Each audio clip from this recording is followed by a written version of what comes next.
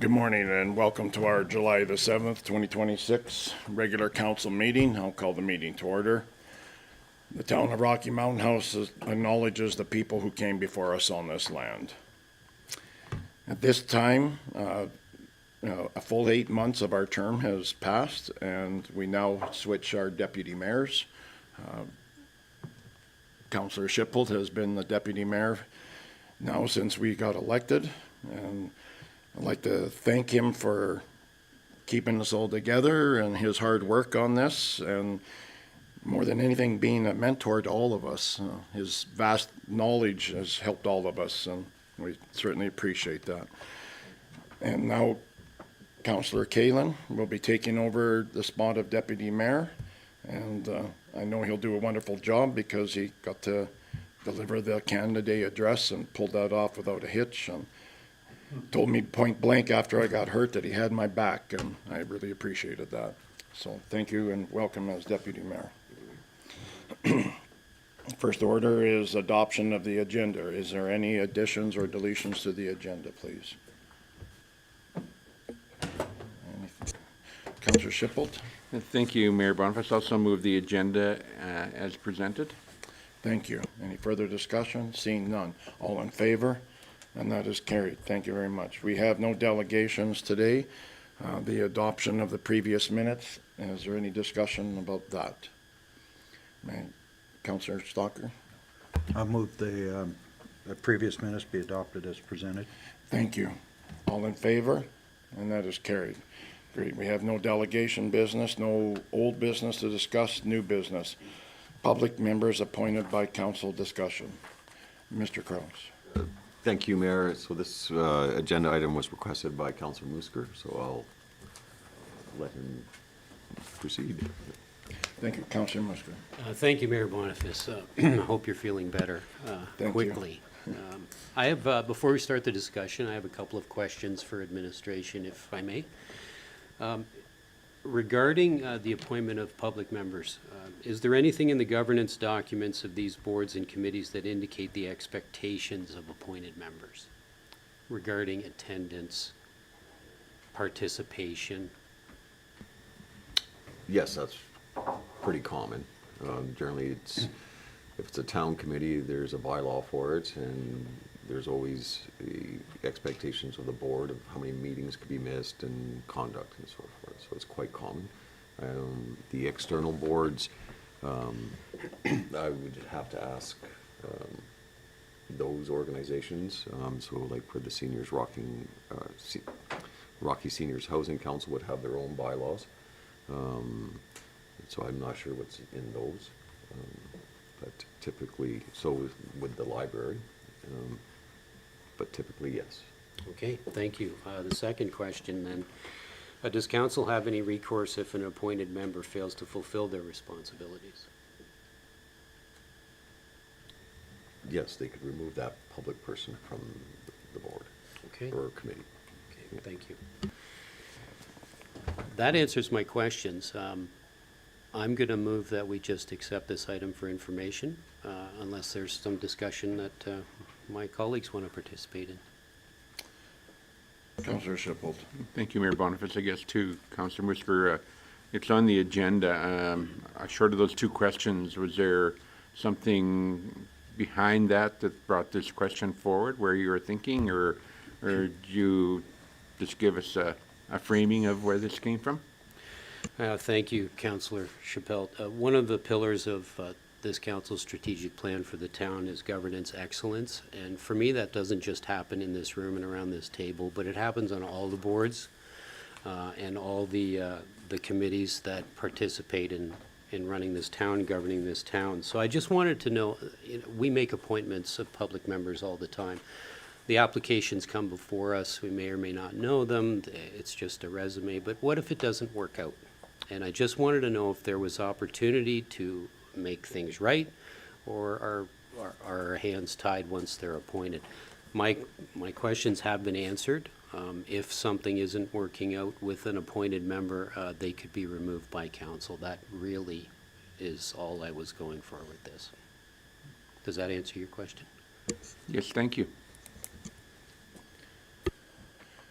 Is there any further discussion? There is a motion on the table to accept for information purposes. I'm sorry, I'll make that motion to accept for information purposes. actually, he already made Oh, it. yeah, well, I'm new.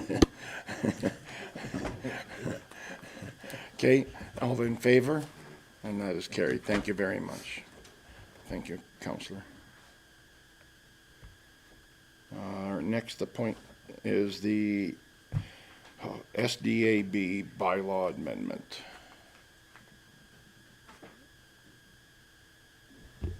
Thank you, Mayor, Council. So there's a amended SDB bylaw brought forward. So this administration brought this forward as per council's direction from the June 16th meeting. So after council discussed the SDB policy that was brought forward, they decided that it would be better just to amend the current SDB bylaw, eliminating the need for another policy. So under the direction of council, this is being brought forward. Very little has changed for the SDB bylaw. You'll see below in, I have it up here, what the changes are. So basically just to replace the old statement that states members shall be compensated for attendance at and participating in hearings in accordance with policy or program established by council for public members. The recommended is to put a new statement that members shall receive remuneration as follows. These are the numbers that came from the policy that was presented at the last meeting. And then also add a statement, 6.4, members shall receive the rate for any travel from their home to the location of the meeting, hearing, or training as per the Town of Rocky Mountain House travel and expense policy as amended or replaced from time to time. So those are the only two statements that have changed in the amending bylaw. Thank you. Counselor Stalker. Thank you, Mayor Boniface. On 6.4, it said shall receive the rate. Is that the rate of mileage, or is that in addition to the mileage rate, they're getting the 4 hours or 8 hours? Like, it wasn't, So, Councillor Stalker through the mayor. So no, that would be, can I get you to repeat your question again? so when I read 6.4, it says members shall receive the rate for any travel from their home to the location. I wondered, do they also get paid, when they leave home, is that the start of their meeting? Because the word meeting would suggest they're not paid for travel. So no, they would actually be paid for travel, just like a council member would be. I don't know that 6.4 is clear, considering the rate that I was looking at is the mileage rate. And 6.3 talks about the half-day meeting. Maybe I missed something, but I didn't catch anything that says that they will be compensated for the hourly rate or the meeting rate for travel. So they're traveling to this location, takes 2 hours to get here. That's the first 2 hours of the meeting. And I don't know that that's clear in this, the way that's worded. Maybe it is, and I'm just missing. I'm fine with council if they're good with it.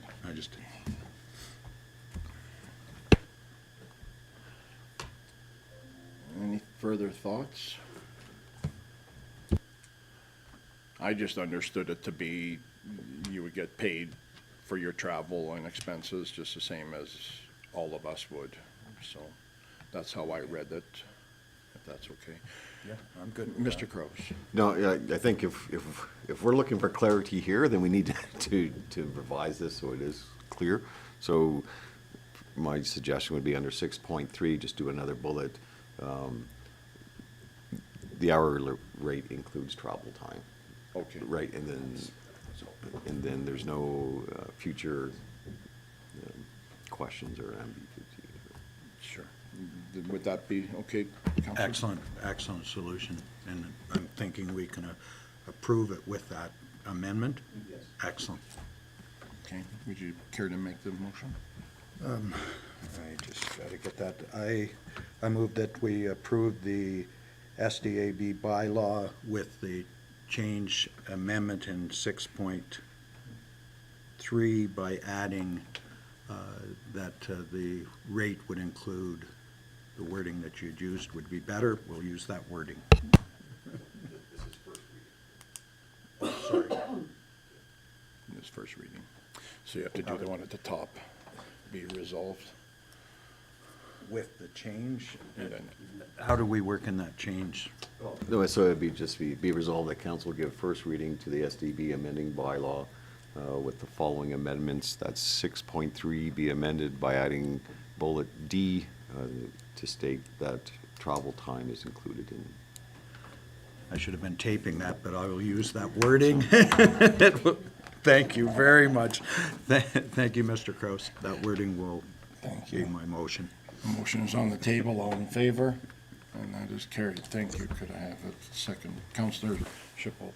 Thank you, Mayor Boniface. I'll make the second motion. Let it resolve the council give second reading to SDAB amending bylaw 2026/11, a bylaw amend the SDAB bylaw with the addition of bullet D.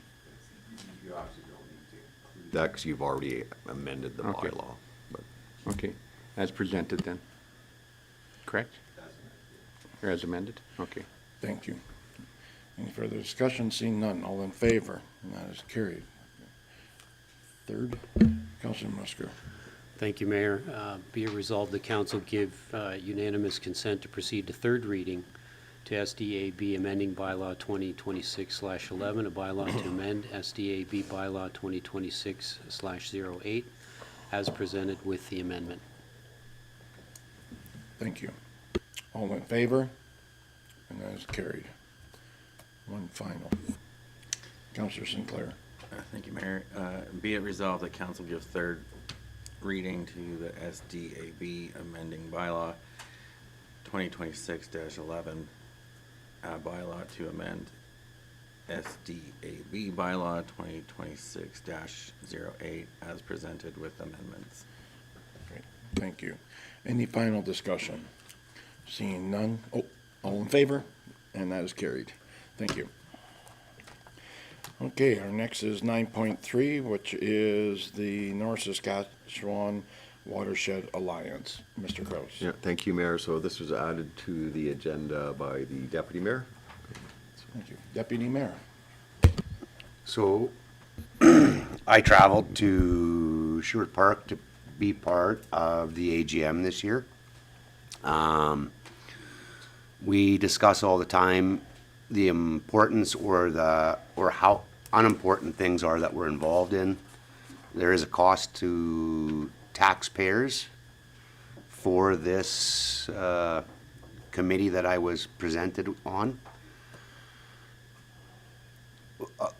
A lot of the concerns that they had at this particular committee are not shared by us. And this is going to be a hard thing to kind of process, but living where we do, we are the first place that the North Saskatchewan shows up. So our water is basically as clean or as vibrant as possible, coming straight out of the mountains. As that river proceeds north and onto Saskatchewan, it sees industry, farms, different kinds of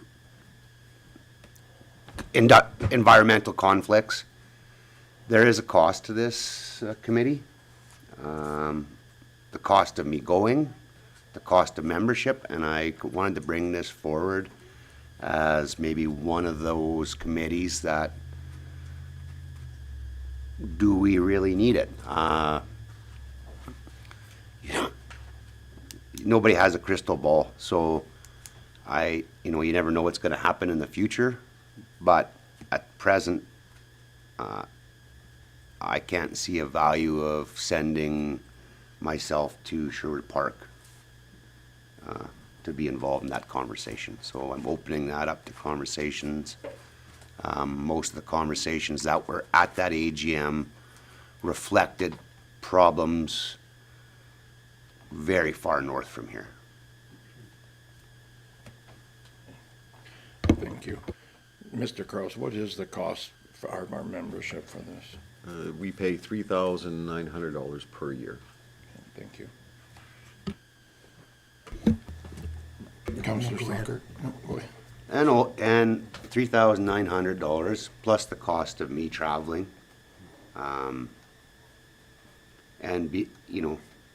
so the cost isn't just the per capita cost. Right. I think it just bears some reflection. Good.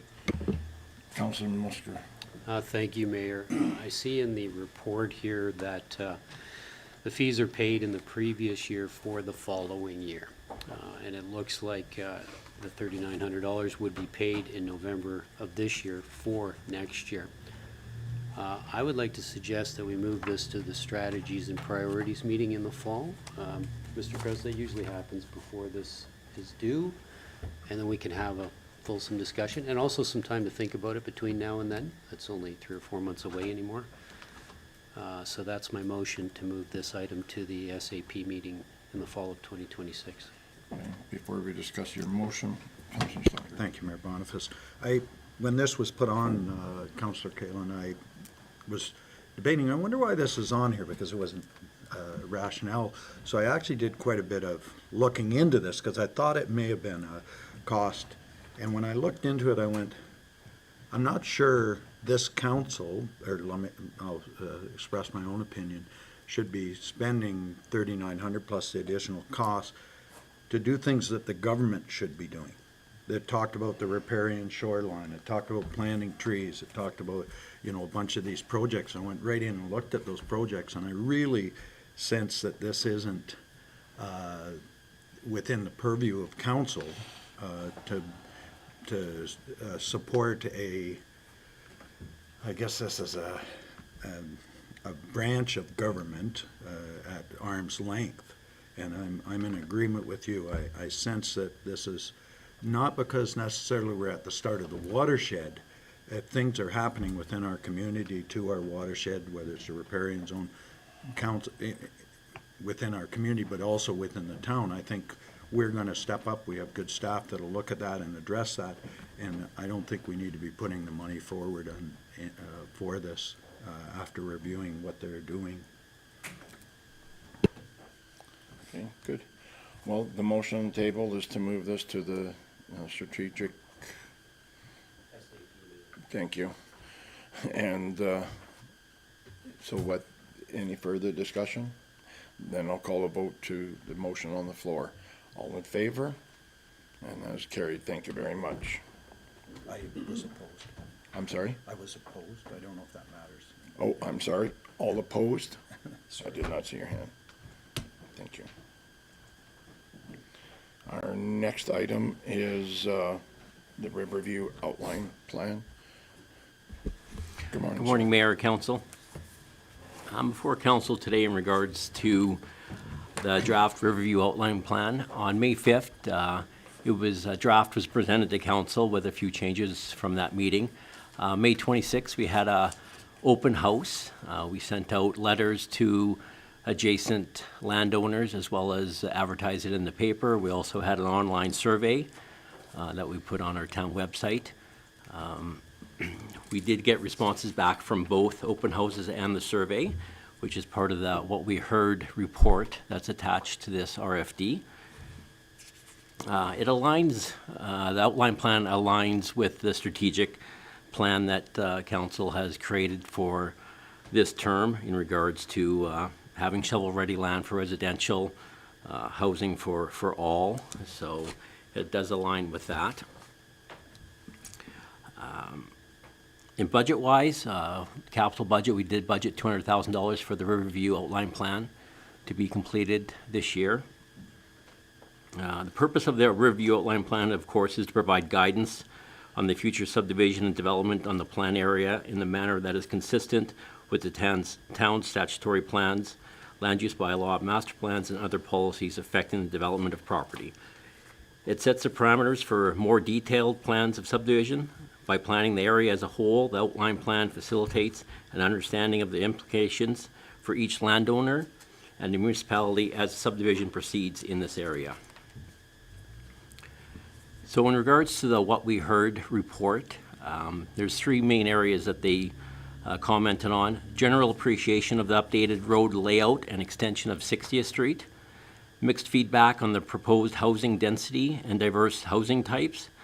And generally favorable views on expanded parks and trail system. As far as next steps, if the Riverview Outline Plan is adopted today, in September, engineering complete and costed. December, budget for construction approval. And in February of 2027, subdivision and rezoning completed. I have some alternatives and a recommendation. Any questions? Councillor Stockton. Thank you, Mayor Bonifest. I had a couple of questions that came up on page 111, the geotechnical considerations and slope stability. It talks about in there, given the preliminary nature of geotechnical investigations in the northern portion of the plan area, confirmatory drill program.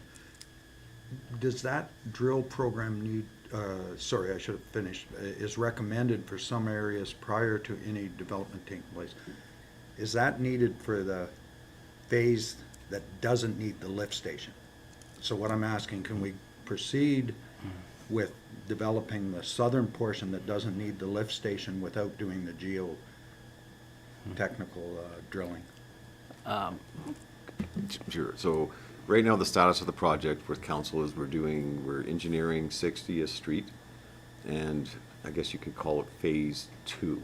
So the center portion, and the geotechnical is already done on that. 'Cause that's part of this whole program. So that confirmatory drilling program is for further north? For each, so if we look, each phase will need geotechnical done.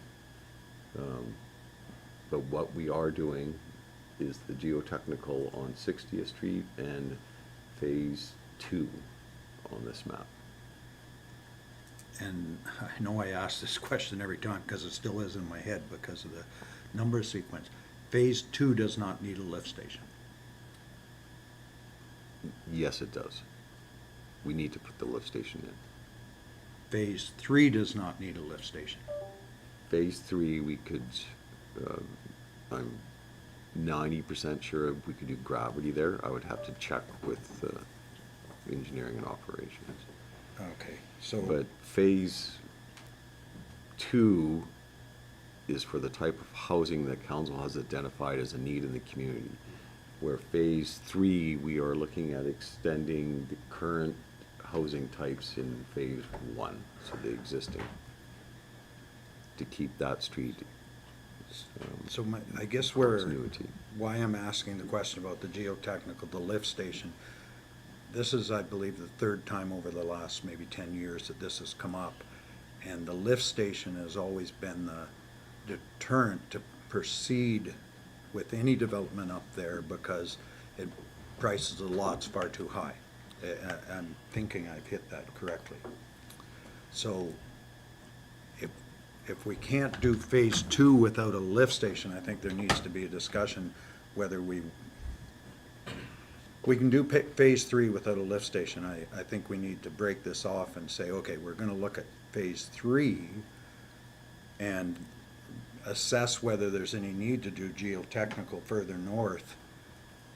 Because if we're not willing to pay for the lift station, the lots are too expensive. I mean, maybe we have to absorb that as a community, as a council, and pay for it and move on. Yeah, so council, I think for council to make that decision, we need to get the costing done, which comes in August. And we also got to remember the initial costing for that lift station was like astronomical, actually. So that has been revisited for the type of lift station and location. So it's going to be more of a pump in a bucket type of lift station versus what was initially anticipated. But all of these costings for 60th Street and Phase 2 will come to council in September. We'll bring it to the Strategic and Priorities Planning Workshop for council to make a decision whether we put money into the 2027 budget to move to the construction phase. If I may, Go ahead. a single Mr. question. Long. So at this point, are we looking at phase 3 regardless of whether we do phase 2? Is the question. I don't know if that's for Phase administration. 3 is not in the project approved by council.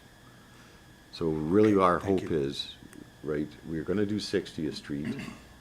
And then hopefully a developer will come on board because we have taken care of the off-site costs and take on phase 3 and 4, and hopefully maybe even 2. Thank you for your patience on answering those questions. Well, there's a lot going on with this Yeah. project, right? I mean, There we're doing the outline plan, we're looking at subdivision, we're doing the engineering, and then getting all the costing in. But it'll all wrap up in September for council to have costing and to clear all the information to make the next decision. Counselor Shipple. Thank you, Mayor Boniface. On page 13, it refers to transportation.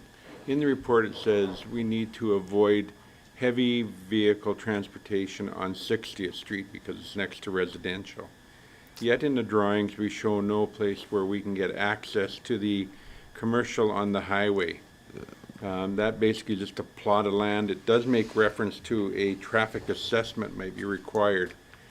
The fear I have is, should we, at this point, put some kind of access points, maybe with a service road or something such as that, on the commercial property that's in there? The way it looks right now, that all the traffic is gonna get dumped into the commercial property off the back end of 60th Street. And 60th Street backs onto residential, so if we have significant truck traffic in a residential area, that may be not conducive to that area. So the question is, should we address the egress egress to the commercial properties adjacent Highway 11 in this plan? Okay. I'm trying to find the spot. So, Transportation, page 13, 14. Bottom of page 13, top of page 14. it's loading. Mine's loading. Yeah, mine So, is too. yeah. Kept kicking in and out of it. So. But I mean, and I'll start because, so, on the east side of 60th Street, we are looking at highway commercial. So we have to expect some truck traffic. So we need to mitigate that probably from the residential area. And that could be just a treed buffer between 60th and the residential area to provide some type of barrier. Really, so we're looking at a similar situation to probably 752, where we get truck traffic, but it's going by the residential area where there is that buffer. I don't think we can avoid that. I have to read it, so maybe we need to revise the outline plan to make people aware that that's a possibility. Possibly. The fear at this point, it looks like 100% of all traffic off Highway 11 will go on 60th Street to access the commercial property. And I just think down the road that could be a dangerous place to go. Typically, when you do an outline plan, you at least put points of entry and egress and egress out of a site. So I'm just not sure if we just need to do a slight amendment to that. Furthermore, those people who own that commercial property are going to want to have some direction as to what the future may look like for them should they go to develop that property. And so if we put it in initially, then we know we have it there for down the road. Yes. So just looking at it, that was, I mean, and in the report it says to eliminate as much heavy truck traffic on 60th Street as possible, but yet there's nothing in the drawings that would show that. So I just throw that out there. Part of this, what we're doing right now is also a traffic impact assessment, the TIA. that would be reviewed by council to see what the traffic flow would be. But we have to provide access to the highway commercial property too, so we gotta find that balance. So, and that might be just a separation to reduce the impact on residential neighborhoods. So today, the suggestion is we approve the plan. Yeah, an outline plan is pretty high level, and then as we work our way down through subdivision and engineering, it gets tweaked. By approving the plan today, are we ahead of ourselves by any chance? How do you feel about that? This is the natural progression, because the next one is subdivision, which goes off the outline plan. But we want to make sure council's comfortable with the outline plan too, so if we need to relook at this section, we can always bring it back.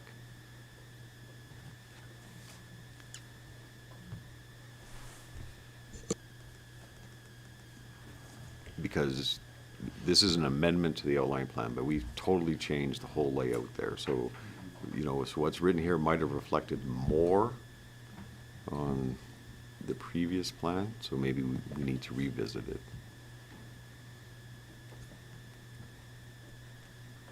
And we could bring it back to council. So when we approve an area outline plan, as is requested here today, can we separate the commercial from the residential and approve the residential area outline plan? Or because it's all basically one parcel land, we have to prove it for the whole significant parcel? Yes. What's your recommendation on this, understanding that the access points to the commercial property may not be adequate at this point? I would ask council to let us relook at it and bring it back. Counselor Stalker. I had an additional question on page 14, utility services. It talks there about the town files.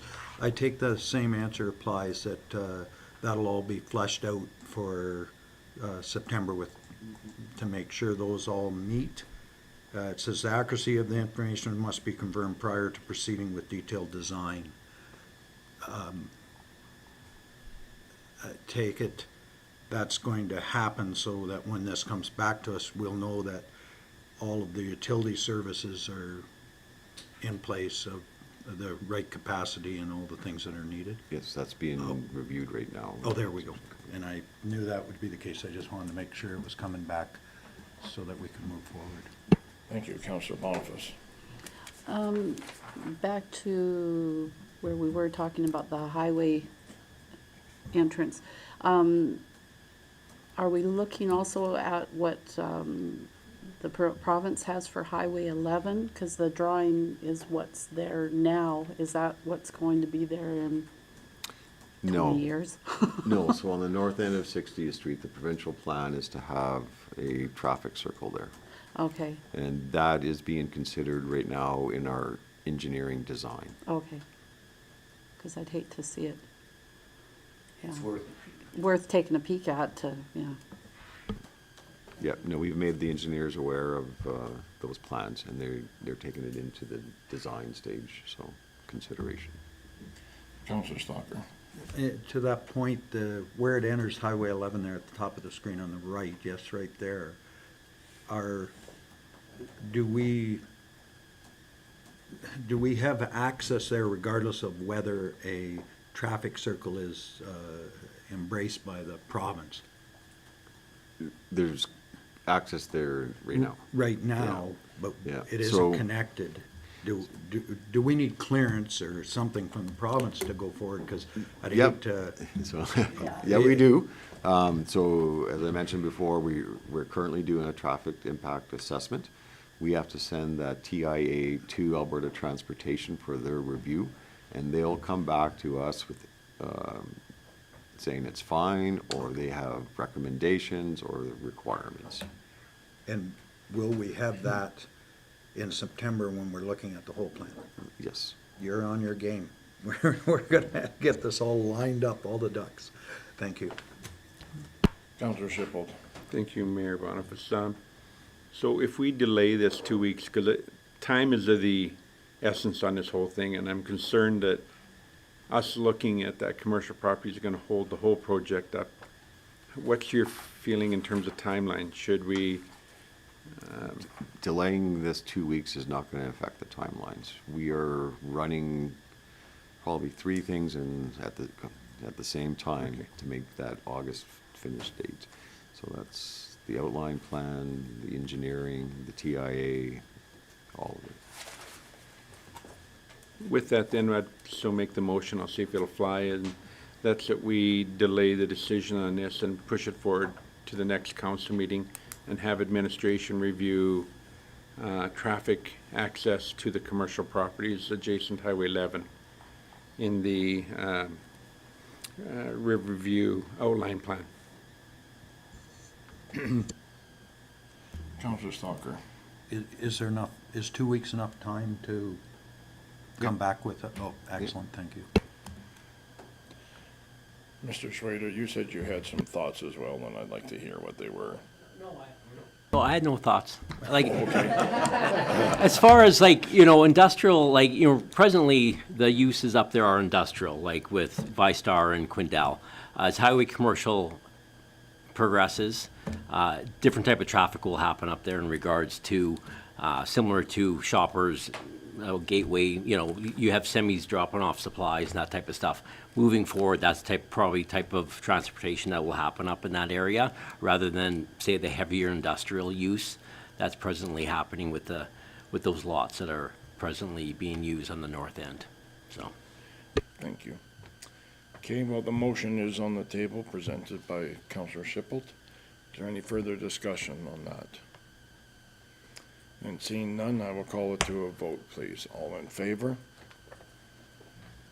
And that is carried. Thank you.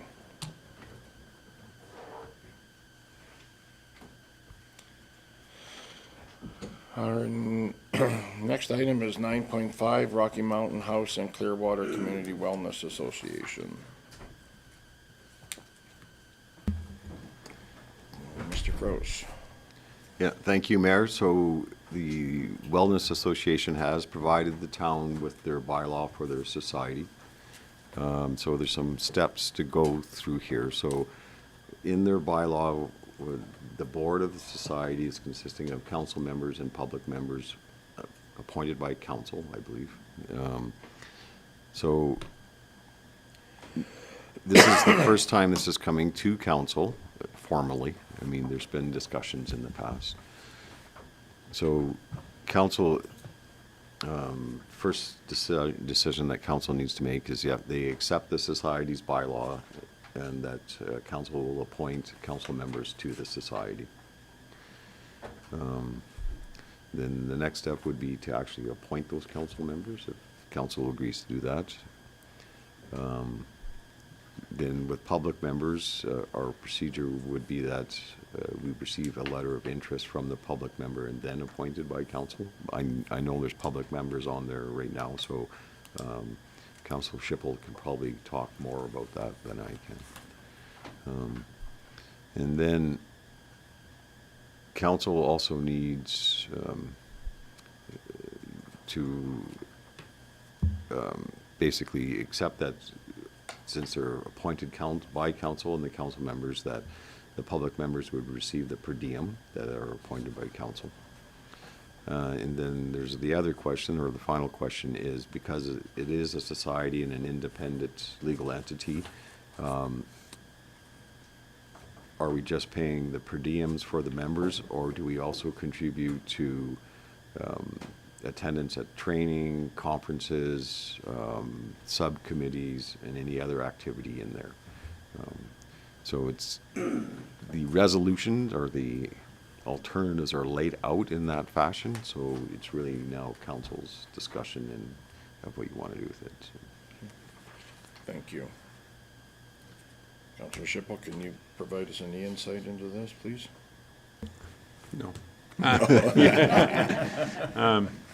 So let me give it a shot here. So what got us to this point was the inability for an entity of council prior to get insurance on rental properties. So this group has properties that they put healthcare professionals into and take the head lease and then sublease to, well, not always sublease, in some cases to give free accommodation for 3 months, and then the tenant pays rent on a property. So the problem came is that we have rental units where we couldn't get insurance, tenant insurance, because we weren't the tenant, we were subleasing, and it became a convoluted problem and a liability to the group. So this is why we formed a society, in order for us to get insurance on our rental units for healthcare professionals. That's the side reason why there's a society in place. In that society, then you have to have bylaws and you have to register with the province, and there's some things you have to do. And so what the bylaw does is takes us to that step. So really we want to keep it as was, with the understanding we have a society to maintain what we are. So I'm not sure if that makes sense. So to that then, to Mr. Krause's point, who pays for what? So we support, as does the county, supports this group, giving them a check every year, and that check goes to cover off the expenses of rental accommodation or costs for different things, such as Physicians Week or Healthcare Professionals Week, where we do supportive things at the hospital, and for the community, anybody involved in healthcare. So, so that board does have money in the bank, or that society. Should that society pay, for example, me going to a meeting someplace? And, or should the town support me to go to that meeting? Where do the funds come from? Could it be considered double dipping, where we as a council support the organization, give them a check every year to maintain that organization? And then on top of that, then if I as a councillor want to go to something, should the town be paying for that? And in this case, there's a document here indicating there's the RPAP conventions in Peace River, which I'd love to go to. And I know it's a crazy place to go, but then there's a cost for me to go there. And by the time you pay my mileage and my fee for being there, it's going to be close to a $3,000 bill. So the question is, maybe I don't need to go there. I think it's important that I do go there, or at least we have people going there. We had this same thing in Rocky Mountain House about 2 years ago, where people came here. And so the real debate is, how do we support it financially? Do we support, and I'm going to just use myself as an example, do we support Dale in going to Peace River from a town's perspective, the town's bank account, or should the monies be coming from the society from their bank account? And I'm not sure which. Now, in the bylaw, we have the ability, Councillor Boniface has been attending the last meetings. She's been working on trying to attract U.S. doctors, for example, U.S. healthcare professionals here. So if she was to go with me to Peace River, for example, her daily costs are in that as well. So mileage would be one vehicle, but then there's the daily costs. So I probably made it more confusing, and I'd like to give you a recommendation as to how I think. I know that the budget at the other end is somewhat tight, depending how many healthcare professionals, and this has been an anomaly this year because we've had 2 doctors, or we've supported them with rent, and some years we don't get any doctors or any healthcare professionals. So, so sometimes we have money left in our budget at the end of the year, and some years we don't. Typically we have money left, it's just varying amounts. So I don't know, I'm open to questions, but having said that, I think my gut feeling is the importance to the community that it should be funded through the town to go to, if you're an elected official or appointed by the town.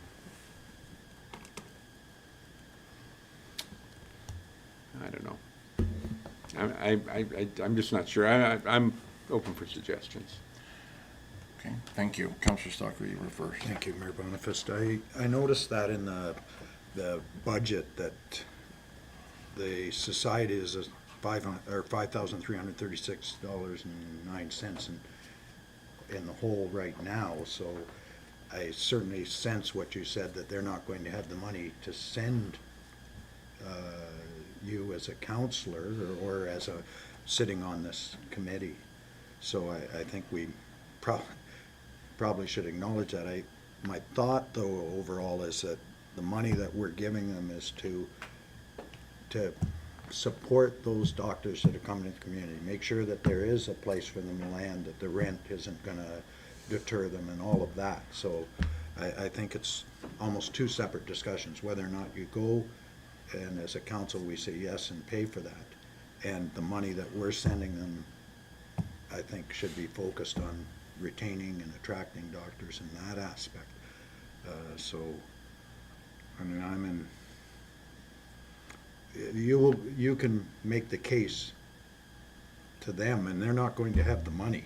That's the bottom line. So, Thank you. Councillor Musker. Thank you, Mayor. I'm going to ask the hard question. We had a conversation earlier regarding the North Saskatchewan Watershed Alliance and whether or not we need council members on it. I recognize that this is important to the community, but do we need elected officials on the Rocky Mountain House and Clearwater County Community Wellness Association? We have lots of organizations in this town that are important to the community that don't have municipal representation on their boards. Those organizations have elected officials on them, but they're not appointed by this council because those organizations are important to those individuals. So that maybe is the hard question here. I know it's kind of the sacred cow, healthcare, but I think it's a question that needs to be asked. This is a nonprofit organization, and the town is supporting it financially. And now you're asking if the town will pay to have its appointed elected officials go to different conferences and stuff. And I'm wondering if that isn't double dipping, if we're asking the town to do more than it should be expected to do for this new organization. There are lots of qualified people, I'm sure, within this community that aren't elected to office who could fulfill these roles adequately as well. Thank you. Councillor Shippold. A valid question. I think what happens, if you were to roll the clock back 2 years ago before it was a society, then it was a committee that was put together by the town and the county with volunteers and elected officials at it. What's changed this is now that it's become a society. The objectives are still the same. So to your point, I think that 2 years ago it wouldn't have been a question, but because it's a society now, it makes it a little more difficult.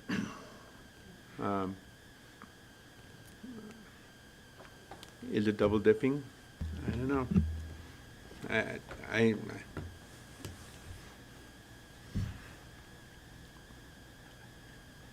maybe more information from administration for a gut feeling where they're at, just to throw them under, Councillor Stalker. thank you, Mayor Boniface. I wondered where the county is on this.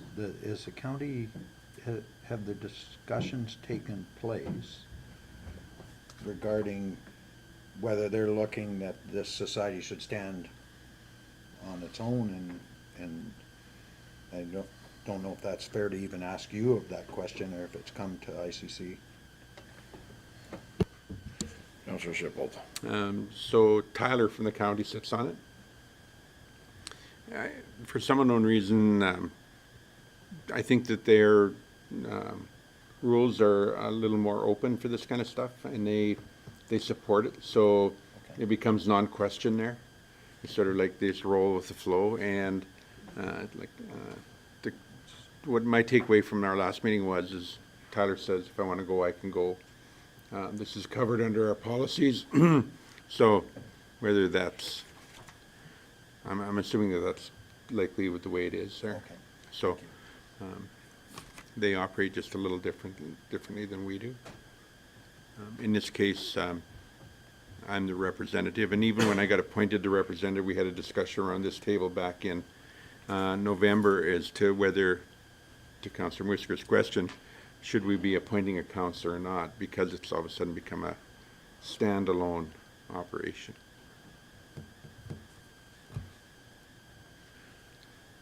Thank you.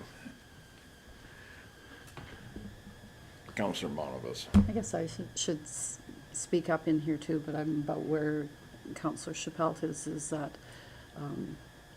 yeah, I don't want to be double dipping, and I hear what you're saying, that there's enough qualified people in there. However, with the county, how supportive they are of it, and they're usually pretty particular about what they're supporting and stuff, but they are behind it 100%, but yeah, I'm kind of questioning too. Councillor Stocker. I'm wondering if we're making this more complicated than it needs to be, in the sense that where counselors are given an allotment of funds to do training, attend conferences, and those allotments apply to yourself, and allowing, I don't see this as double dipping. It's only double dipping if you bill them. They have money in their allotting. You feel as a counselor this is an important aspect for our community. You're already attributed funds, and you decide to say, look, I want to go to that as opposed to FCM or whatever. I think this is, we're making this more complicated, that you're not overrunning your personal budget for training and conference attending and education.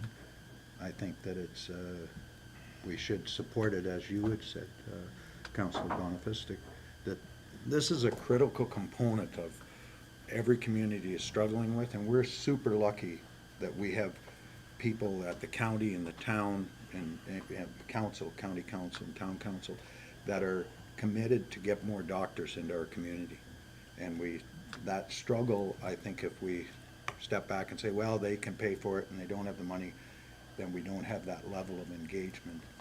So I just don't see the double dipping aspect unless you're billing, unless you're taking money from them. They've made a decision. We can make a decision whether to support you if that is needed, or you can do it on your allotment of funds that are for training and conference. Councillor Shipwold. Thank you. So, thank you for your points. I did opt out of FCM. In my own mind, I weighed out what I thought would be more important, whether going to RPAP or going to FCM.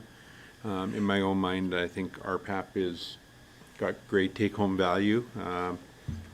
From that, you learn what other communities are doing in order to attract and retain healthcare professionals.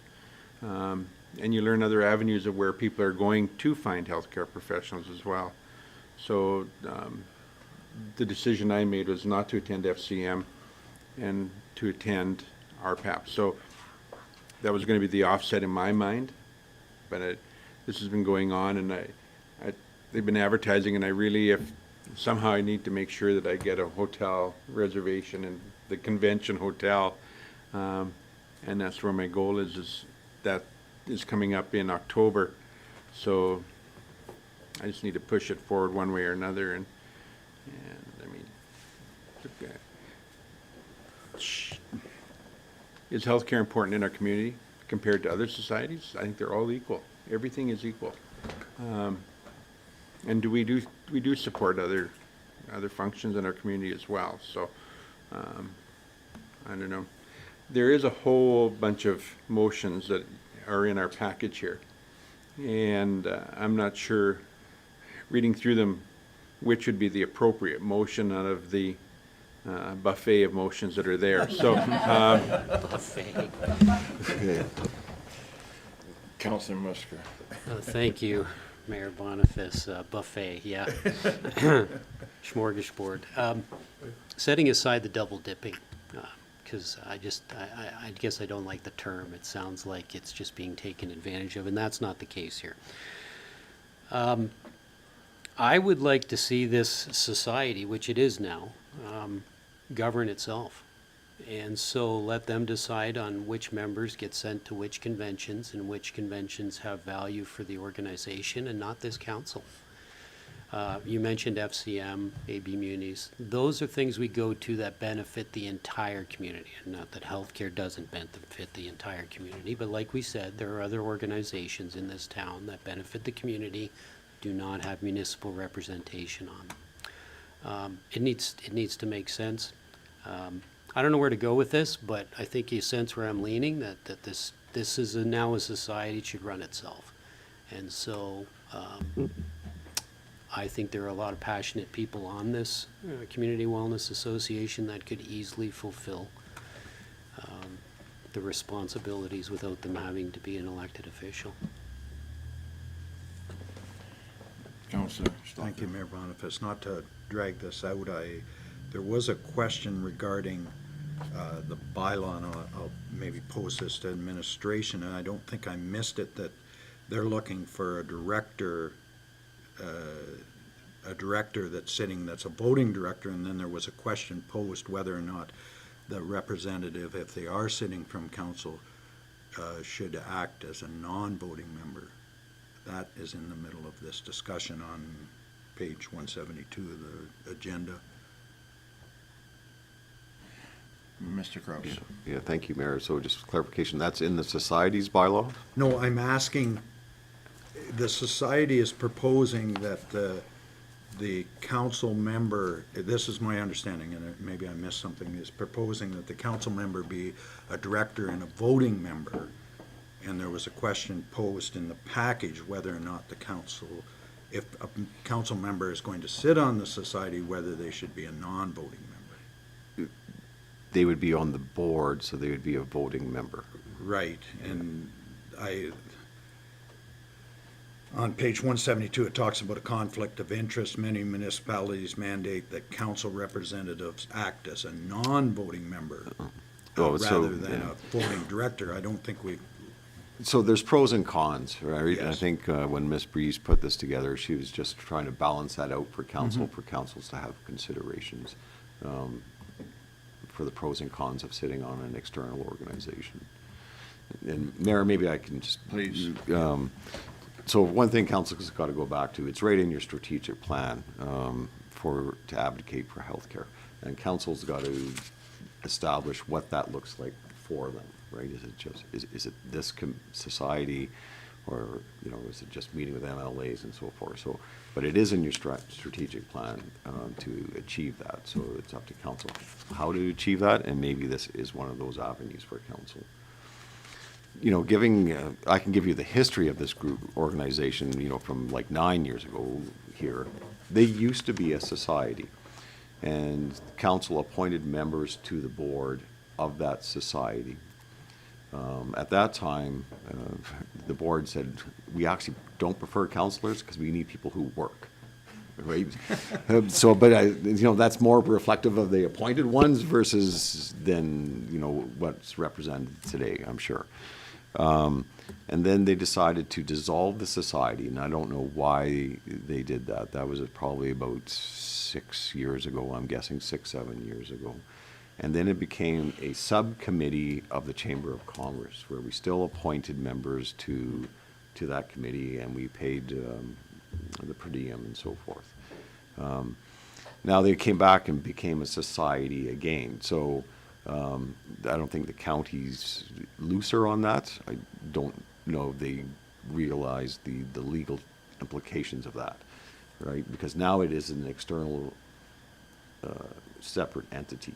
So when we appoint a counselor to sit on their board, they are actually there to represent the society. They're not there to actually represent the municipality. They actually got to switch hats, which is fine, because we do that all the time with seniors housing and so forth. So I think just going through this, council's first step is, which is the debate that Councillor Musker has brought up, the first resolution in the buffet, if I would say, because the buffet is laid out for, if you do the first resolution, now you can move on to the second and so forth. So the first resolution is, we accept the society's bylaw and we'll appoint a council member to it. So I think if the discussion focuses on that first, and then the discussion could move further down of actually appointing a council member, if council passes the first, then the per diem question and so forth.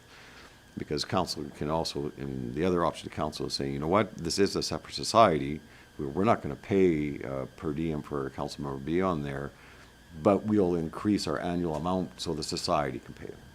Just like the Seniors Housing Council, they pay their own members per diem. And we top it up, actually, but, so there is options for council, if that makes sense, just to work your way through it. I think it's important that we attend this convention, this conference. Councillor Schipel puts in an enormous amount of time on his own time dealing with health in our community. I feel that both himself and Councillor Boniface are both working on bringing in health professionals into our community. I also understand what Councillor Musker brings forward here about it. Because of the timing on this, I would like to suggest approving it for this year with further discussion at the fall meeting. We're gonna get a name that works. So that we can sit down and reasonably look at all the conventions that we attend and how do we use that money wisely? Is it necessary for us? Yeah, I think it was necessary for us all to attend our first year in because it got us up to date. Maybe the next 3 years, we don't have to all attend every event. Maybe we can say, okay, 3 of us will go to the spring one, 4 go to the fall one, switch them the next year. Something that would more in line manage those monies. We have spent a lot of money, as I understand, as a council this year going to conventions and training. But I think it's just the willingness of this council and its drive to try to do good that has brought that on. But that would be a suggestion. Councillor Stalker. Would you like a motion to the effect that, are we comfortable with the motion? Councillor Musker still has some questions. Thank you, Mayor. I just want to stress to my council colleagues, this is not me arguing against how much effort you put into these roles. No. But Mr. Kraus stated that in prior years, when it was a society before the board wasn't interested in having elected officials because they wanted people who would work. You guys won't be on there at all the time. So I would like more time with this. I don't know if it has to be decided today. I think, well, as Mr. Kraus likes to say, council could do whatever it wants. My question is, do we need a decision today because it's going to hold things up, or can we have a couple of weeks? Because frankly, I would like to talk with some of the other committee, this society's members, before I make a decision on this. That's reasonable. Is there a timing as far as we have to sign up by a certain date to have hotel rooms and things? Do you happen to know what that is, Councillor Shiphold? No, I don't. The fear is that if the hotel fills up prior to, it's always the best if you're in the convention hotel. And they're cancelable, so I think what we do is we move ahead, we book the rooms and then decide down the road if in fact who's paying. We can, typically within a week before the convention, cancel a room at no cost. So I think as long as there's no cost to us, we book the rooms and then go from there. And that way it would allow us to delay for a week, for 2 weeks. Would that be okay, Councillor Musker? So we could postpone this request for decision till the next council meeting, 2 weeks from today? But go ahead and book rooms. Sure. Would that be okay, Councillor Shiphold? I think that would be okay. Unless the administration sees that not working or has any input. Mr. Kraus? Yeah, no, I think the easiest way to move forward on this is that council just pass a resolution sending Councillor Chappelle to the, I'm sorry, can't remember the conference name. RPAP as a representative of the municipality, and then that's done. And then the RFD can come back for the legality of being on the society and appointing the society, if that works for council. Now, we have two counselors on this board. Are we looking at sending both or one? Go ahead. Counselor Boniface. It was suggested that I go as well, but I went to FCM, so, and I think Dale's got big enough shoes that he can handle my high heels. No. Counselor Shiffield. Oh, thank you, Mayor Paul. That'd be another no. So RPAP is, for those who don't know, is rural health. So RPAP is all about the situations that all municipalities in rural Alberta are facing and trying to alleviate or figure out how to get a handle on. So that's the convention, or what it's about, and it strictly targets all that kind of stuff. So I think exactly what we're targeting now. So to Councillor Boniface's point, I was the one appointed to begin with. The new bylaw allows us to appoint 2 councillors or members at large.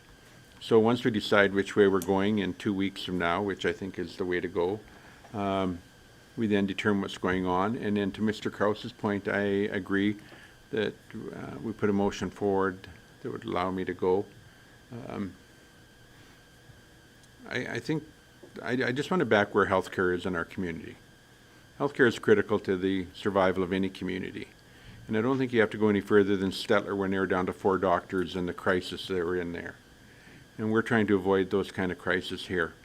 And without healthcare in your community, every business around here has a fear what happens if someone gets hurt at the job site or whatever. So it's got further ramifications than just you and me. There's a day when every one of us needs to use our healthcare facility. And until that day arrives, you just sort of go like, yeah, okay, it sits there. But the day you need the hospital, then it best be friggin' functioning. And so I think that it's, that's the unfortunate part. It's one of those as need. It's sort of like the Mal Society. Until you need it, you don't even know where it exists. And then you need it and you go like, wow, we're glad we have it in town. So I think healthcare is a whole different, we will all eventually need healthcare, without a doubt. So I think it's something that we can't overlook. So to that, I would suggest, Mayor Boniface, that we put a motion forward that allows me to go to that, and that we review the package in 2 weeks, allowing Councillor Musker time to have a look at it. Thank you. I certainly do my bit to try to support healthcare. I've been So the motion is on the table. Is there any further discussion? I didn't make the motion. Oh, that wasn't your motion? Okay, If I'm going, I don't think it's fair for me to make the motions. no problem. Counselor Stalker. I'll make that motion that Councillor Chappelle attends the October 6th to 8th RPAP conference in Peace River. I think that'll cover it. With discussion in 2 weeks. Well, That'd have to be a separate motion, okay. So the motion is to send Councillor Shippold. Any further discussion? All in favor? And that is carried. Now the second part, please, Councillor Sinclair. I'll make the motion that we delay a decision on this until next council meeting, so we have time to collect more information. Yeah. That is acceptable, Okay. Councillor Musker? Okay, thank you. All in favor? And that is carried. Thank you very much. I'd like to call the 5-minute recess if I could, please.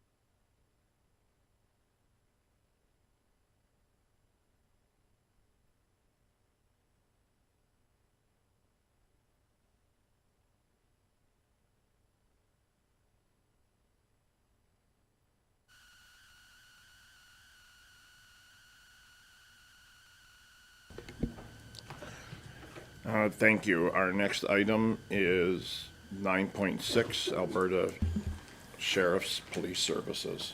Mr. Kraus. Yeah, thank you, Mayor. So we have been, the Alberta Sheriff's Police Service has made an offer to the town if the town wishes to proceed through an EOI, an expression of interest, for them to come in and explore options for policing in the community.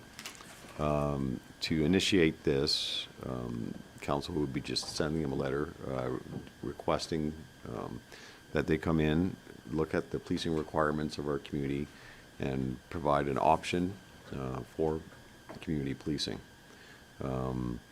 So that is up to council. I mean, this is no cost to the municipality. They would come in and provide that service to the town with, and the offer without any cost to our taxpayers. But to initiate this, council would need to send a letter of interest in which they have provided us a template for council's consideration if council decides to do this. In that letter, they do list topics that they would explore for the community, service delivery, collaboration, costing, so forth. So if council wishes to do that, it'd be, administration would be just asking council to review those topics and make sure those are the topics council would want them to explore if they came in to provide us with that report. Thank you. Councillor Stalker.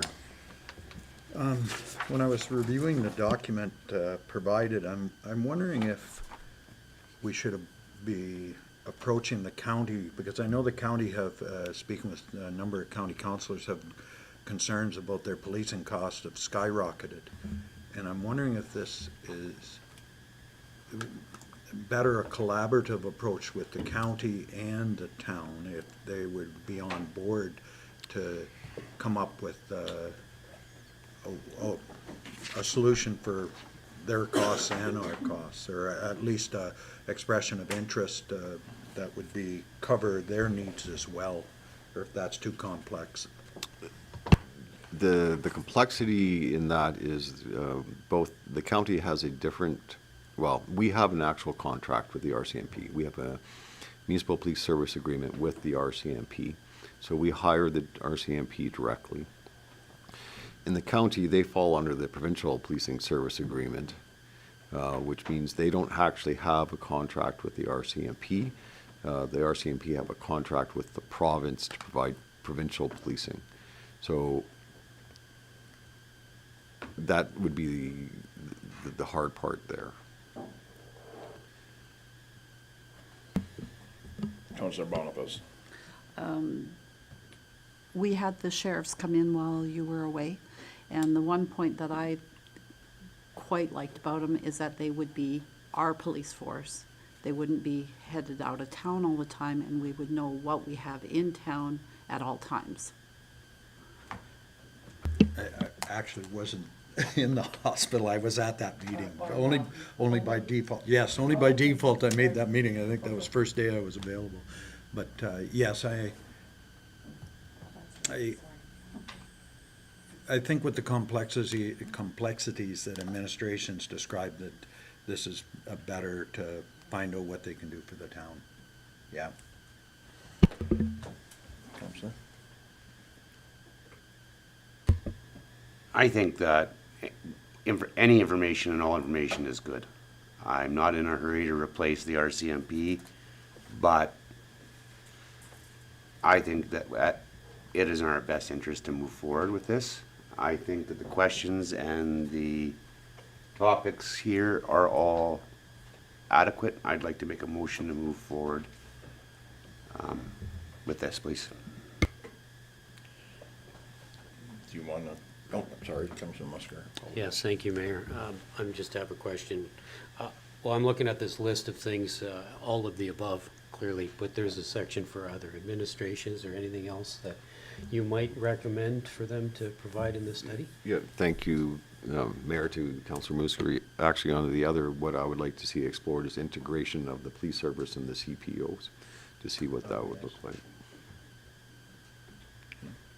because they could provide us with an overall package then. Or, Mr. Kraus, if, I guess, how would it affect, using the sheriffs and our CPOs with the civilian, staff that we have at the detachment? Like the stenos that are there, how would that affect that? if we proceeded with having the sheriffs become our police force, is that the question? Yes, correct. Then those staff would no longer, we would probably move them over, depending on the model that they present us to support them. Okay, thank But you. they would, we would no longer supply them to the RCMP because we wouldn't have the MPSA agreement anymore. Okay, thank you. Councilor Musker. Thank you, Mayor. If I can suggest a friendly amendment to your motion to include what Mr. Crowe suggested, amalgamating the CPOs with the Alberta Sheriff's Police Service, if that's okay with you. Councilor Stalker. I just wanted to address the public in this sense that they're going to be looking at this. This is a expression of interest. It's exploratory. It's as Councillor Kaland has said, and any information is good information. This isn't a decision other than to see what is available to us as a council. And so when people are viewing this, we're not making any level of decision other than getting information. I just wanted that clear. Thank you. Okay. The motion is on the table, presented by Deputy Mayor Kaling. Is there any further questions or concerns? Go ahead, sir. Do we need to make that amendment? So the motion is to move forward with request for information, adding the topic of replacing the town CPOs. No, Integrated. Integrated.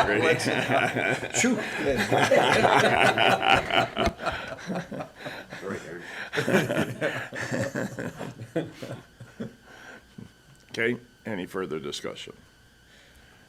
Seeing none, I will call to a vote. All in favor? And that is carried. Thank you very much. The next item is recreation facility planning.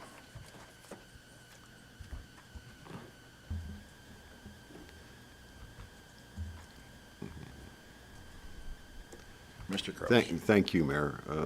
So in council's strategic plan, one of council's goals is positioning the town for a new multiplex.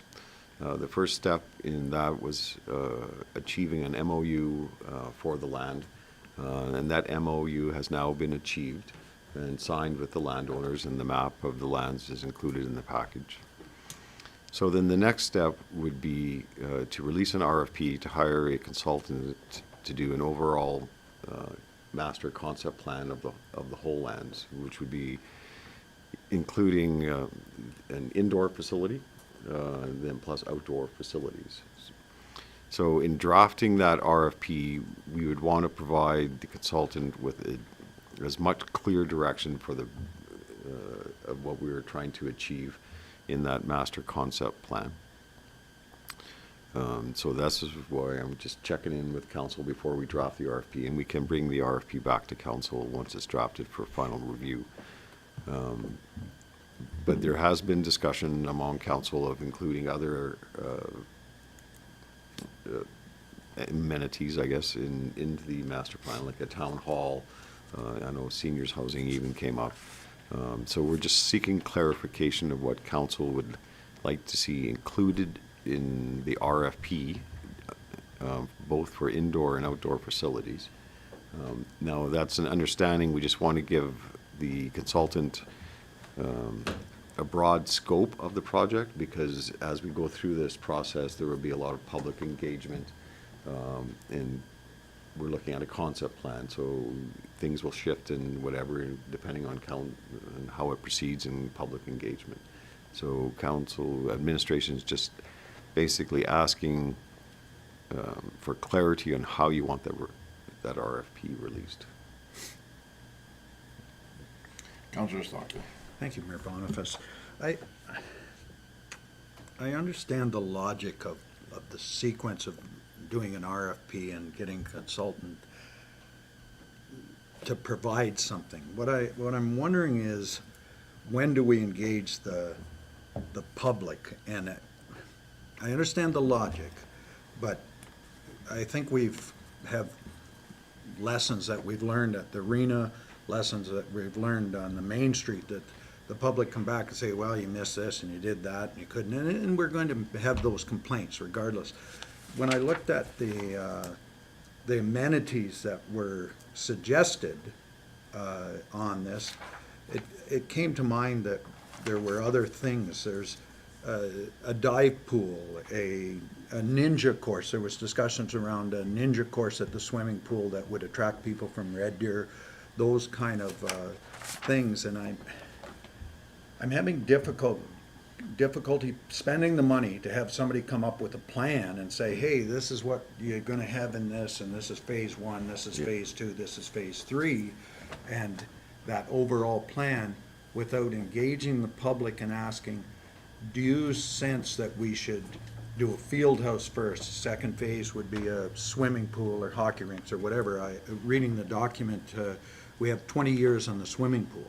We have the similar on the, so I'm wondering if there's a way to engage the public, and I know we've done this before, by asking them, what do you want in this building? So that when we go to the consultant, that they can go, yeah, we want a dive pool, we want a X, Y, or Z, and have a better opportunity to get a lot closer to the end product than just, right now, we could go to the nicest facility that's being built. There's a new one in Edson, a new one in Lloydminster, and just use their plan and say, hey, we're looking at this as a starting point and save all the consultant money.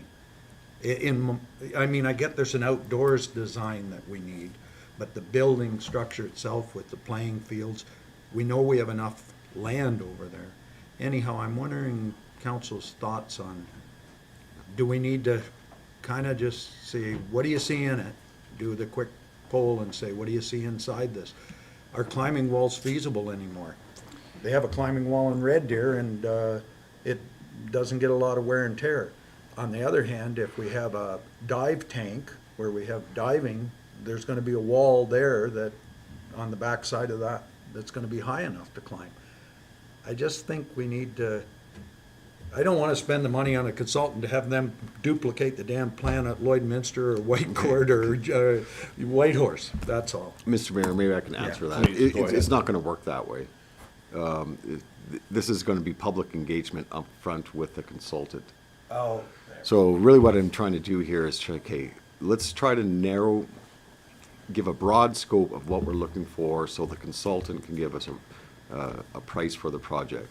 In that RFP, it's going to be a requirement that is some fairly intensive public engagement up front. And then he can take the public engagement and go, okay, and then what, and we want to do this in phases. So what goes into what phase and so forth. So that's the way it's going to be. So when we release the RFP, I want to give them a fairly a scope that they can actually price off, you know, and attached to that will be the rec master plan, which is probably our biggest public engagement already on rec with that. But public engagement will be absolutely part of this process. Again, you're out in front of this. It wasn't clear from the document that the engagement, or the RFP was going to be with the consultant was really. And we'll draft the RFP, and I will bring it back to council for council's review. I am super happy. This project is the one I've been waiting for to come on the agenda, and I am super happy that this is going to take the whole community. We're talking over $100 million here. We cannot afford that as a municipality. We're going to need to engage our community here and put a lot of pressure on the provincial and federal government and other agencies or other entities to make this come together, and I truly believe we can. We have a tremendous community that's going to step up, and I think we have a real win here. Thank you, Councillor Shippold. Thank you, Mayor Boniface. So, I thank you, Mr. Crowe, because I definitely think the public is number one. We got to make sure we get there, because I'm sure things like a curling rink and all that kind of stuff are going to come into play. And the town office for sure needs to be part of the process. The question I have is, we can set out a piece of, I guess, lines on a piece of paper. Is there an opportunity to do a design and build where somebody who's actually got the ability to know where there's cost savings in building to add that into the design versus going out, and how does that process work? Can we look at a design and build, or that's not even a possibility? Oh, no, it is, and that's actually my intent here. So this project, okay, provide us with a concept plan so council and the public can see at the end of the day, how many years from now, this is basically what we're trying to achieve. And then council's gonna go, okay, so we wanna do phase one. Then we go out for a design build on phase one. So this concept plan is not gonna be, it's gonna be basic layout, what's in the building, maybe some building elevations, and then and some Class D cost estimates based on the phases that council picks. If council elects to go with phase one, then we do a design build, because design build is definitely the best way to go for cost savings and input. And maybe phase one is 2 soccer fields, like we don't know that yet, and council will just move the process down the path. Yeah, no, we are not looking for construction drawings out of this. We're looking for a master plan that our community can see where council wants to go, and laid out in a fashion that we can do it in phases, I think is the key one. Yeah. Several months ago, I had the opportunity to speak to two grade 3 classes and 2 grade 6 classes, and I brought this development up. And I was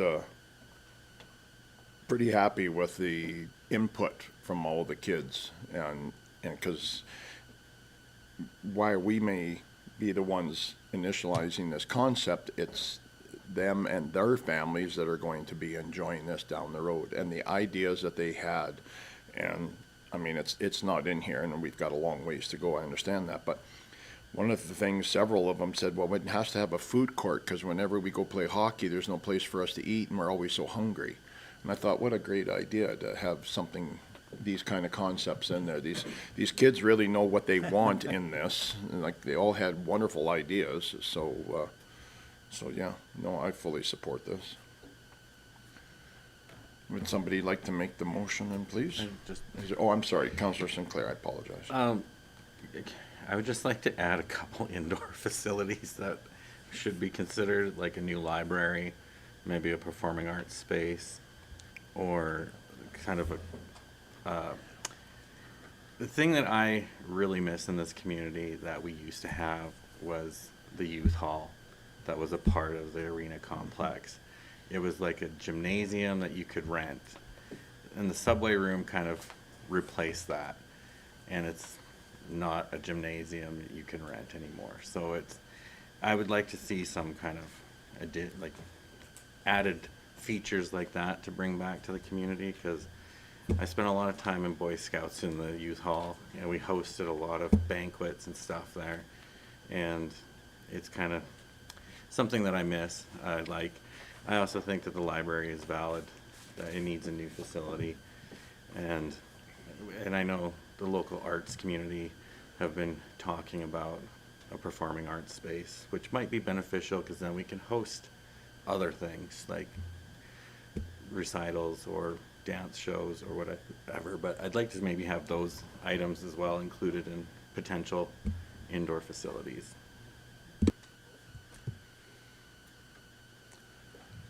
Okay. I just want to speak to my fellow councillors' comments. The idea of a rec center fills my dreams with all kinds of possibilities. But I think it would be remiss that we if we didn't bring up the fact that, and you know what? I love the library. I love seniors. But it's time for this building to get replaced. Yes. You can't even talk about building the rec center until you replace this building. So if we are going to move ahead with this concept idea, I would like this building to be part of that conversation. There may be some of us that don't feel like it's the best space for it or the best place for it, but I don't think it would be irresponsible of us to build a rec center and continue to work out of this space. That's a very good point, Councillor Stocker. I may be fried for this opinion. I think that we certainly have to incorporate a town office or a civic building in this facility. It just makes sense to have that. I think that to phase in this building, we just spent 260 or 280 to get things up. It has its life expectancy is probably extended a little. I do not think that a standalone building to house staff, and I'm gonna get fried and I'll take the punishment, but just for housing staff makes sense. And I think we need to put this together with this facility to do, and in the interim, let's say the first phase has a field house with some places for development. We're gonna take stuff out of the arena, and there'll be, and the arena still, maybe it isn't on the first phase. There's gonna be space there, and I think we can limp it along long enough to have that. But to build a standalone building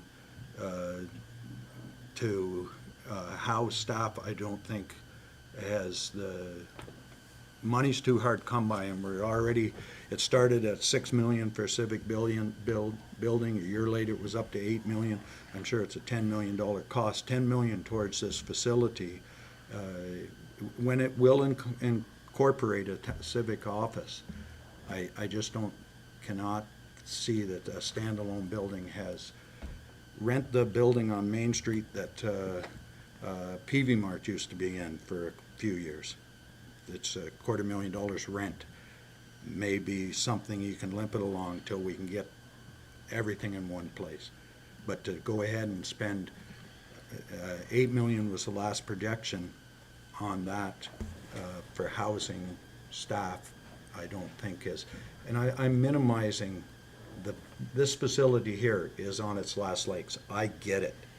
But there are other buildings to house, and it isn't the optimum to have people spread out. I recognize that, Mr. Kraus, but on the other hand, 10 million, 8 million is too hard to come by. Councillor Shippold. Thank you, Mayor. I didn't hear anybody advocating for a standalone building. I just heard that there was a need to make sure we address it. So Okay. I think you took that maybe someplace else. I'm just making sure that I heard correctly around the table, so. I apologize that I did take it there because I know that there has been discussions that, well, if this doesn't come off, we have to build a standalone building. We just need to make this come off. I know the public will be there to support us. I know there'll be good pressure on our political folks to make it happen, and we need to plan it as part of that facility. And I apologize, I did take it to the standalone because there has been that discussion ongoing for a number of years now that this needs to be addressed, and I fully agree, the building needs to be addressed, but not by providing a standalone. I will take that a little bit further, Councillor, and say that if we were to proceed with a standalone building, that would mean this town office would be replaced sooner rather than later. The other thing is we just had a discussion about the possibility of sheriffs looking after town policing. They'll need a home. And if we do not go with the sheriffs and we stay with the RCMP, then they also need a new home. That detachment is extremely full and there is no room in there anywhere. And in a discussion I had with the staff sergeant, and we were discussing this building here, she felt that would be a very good place to pony back on to with a new RCMP detachment onto this building, because it allows them access to the West Country and that she said she can't see why that wouldn't fly. So again, there's other avenues there to put in critical infrastructure, but you are correct. It does make good sense to put a town hall in with it as well. Councillor Sinclair. Yeah, I mean, like, the items that I added that I would like to see to it are, you know, part of the dream wish for a new facility. This building, I know I've talked about it, I know I'm one of the ones that do advocate for a new town hall and a standalone. I don't think it's very fair for us to not consider the civic building, even if it is a standalone town hall. I think it should be a priority first, because our staff are struggling just in the work environment. There needs to be a balance of healthiness within the work environment. I think if we have a healthy building, we have healthy staff. It's in this report, this new civic building is $8.2 million. How much more do we stretch it out with planning? Like, is stage one gonna be a town hall with a field house on the back end of it? I don't know, but I think town hall administrative building needs to be, I think, priority one, and then phase after that. Thank you. Is there any further discussion on the topic? Seeing none, we have quite a few alternatives for a motion. Councillor Shipple. Oh, thank you, Mayor Boniface. I'll make the motion. Let it be resolved that council carry over the multiplex discussion to, no, that's definitely not the motion I want to make. I'd like to move forward. Just a suggestion, and it's not in the alternatives, maybe just a resolution that council instructs administration to bring back the actual RFP for discussion. Okay, also make that motion that administration brings back the RFP for further discussion once it's completed. Okay, Then council can, yeah, sure. Thank you, Mr. Crows. Any discussion on that motion? Then I'll call to a vote. All in favor? And that is carried. Thank you. Thank you very much. Oh. Well, that went really well. What's the next on our list here? What's the next item? I'm sorry, I lost my computer. Oh, Alberta Munis, municipalities? Convention and, is that it? Yeah, that's the next one. Okay. That full package right there. Good. Okay, Mr. Kraus. yeah. Yeah, thank you, Mayor. So the Alberta Munis registration is now open, so we're just looking for clarification from council of which council members or all of council will be attending for us to register and accommodations and so forth.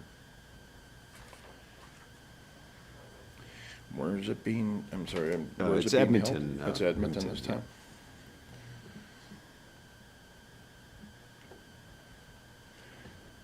Any feelings, anybody? The fall ones I find are usually the better ones as opposed to the spring. Councillor Musgrave. Thank you, Mayor. I think it should be open to all of council to attend, but I would just like to say that we each thoughtfully think about signing up. I'd rather not see a repeat of the FCM deal where we had everybody, well, a lot of councilors drop out for different reasons, but let's make sure if we're gonna sign up for this that we have every intention of attending. I'd also like to ask if it's possible for us to sign up for the EOEP course. That's the day before. And if that information could be provided to us too. So I'd like to make the motion. Be it resolved that all of council is offered, gets an invitation to attend the AB Munis convention in Edmonton in the fall, and that the invitation includes the EOEP course the day before. Thank you. Any further discussion? And seeing none, I will call to a vote. All in favor? And that is carried. Thank you very much. Thank you, Councillor. Next is the Cape request for a letter of support. Mayor- Pardon me, I jumped one there. AB Muni, Honorable Dan Williams. Yeah, so, thank you, Mayor. So Minister Williams has sent forward an invitation for council to meet with him at the AB Munis Conference. He's looking for a response by July 13th, so he didn't give us a lot of time. And any topics that council may wish to discuss. So we are looking for confirmation from council to accept the invitation, and if so, any topics that council may wish. I would like to meet with him and possibly discuss all the things we've been talking about here this morning, actually, our new rec center, our new municipal town hall, the senior housing with the new build for the senior housing. Those 3 items at the minimum. We only get 3? Well, if anybody has one else, then please throw it in there and I'll get it fine.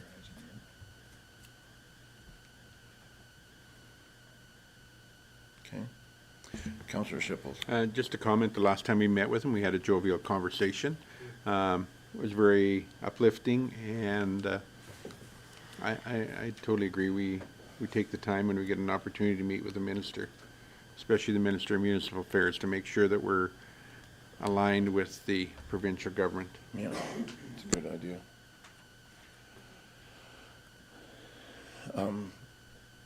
Would somebody like to make the motion, please?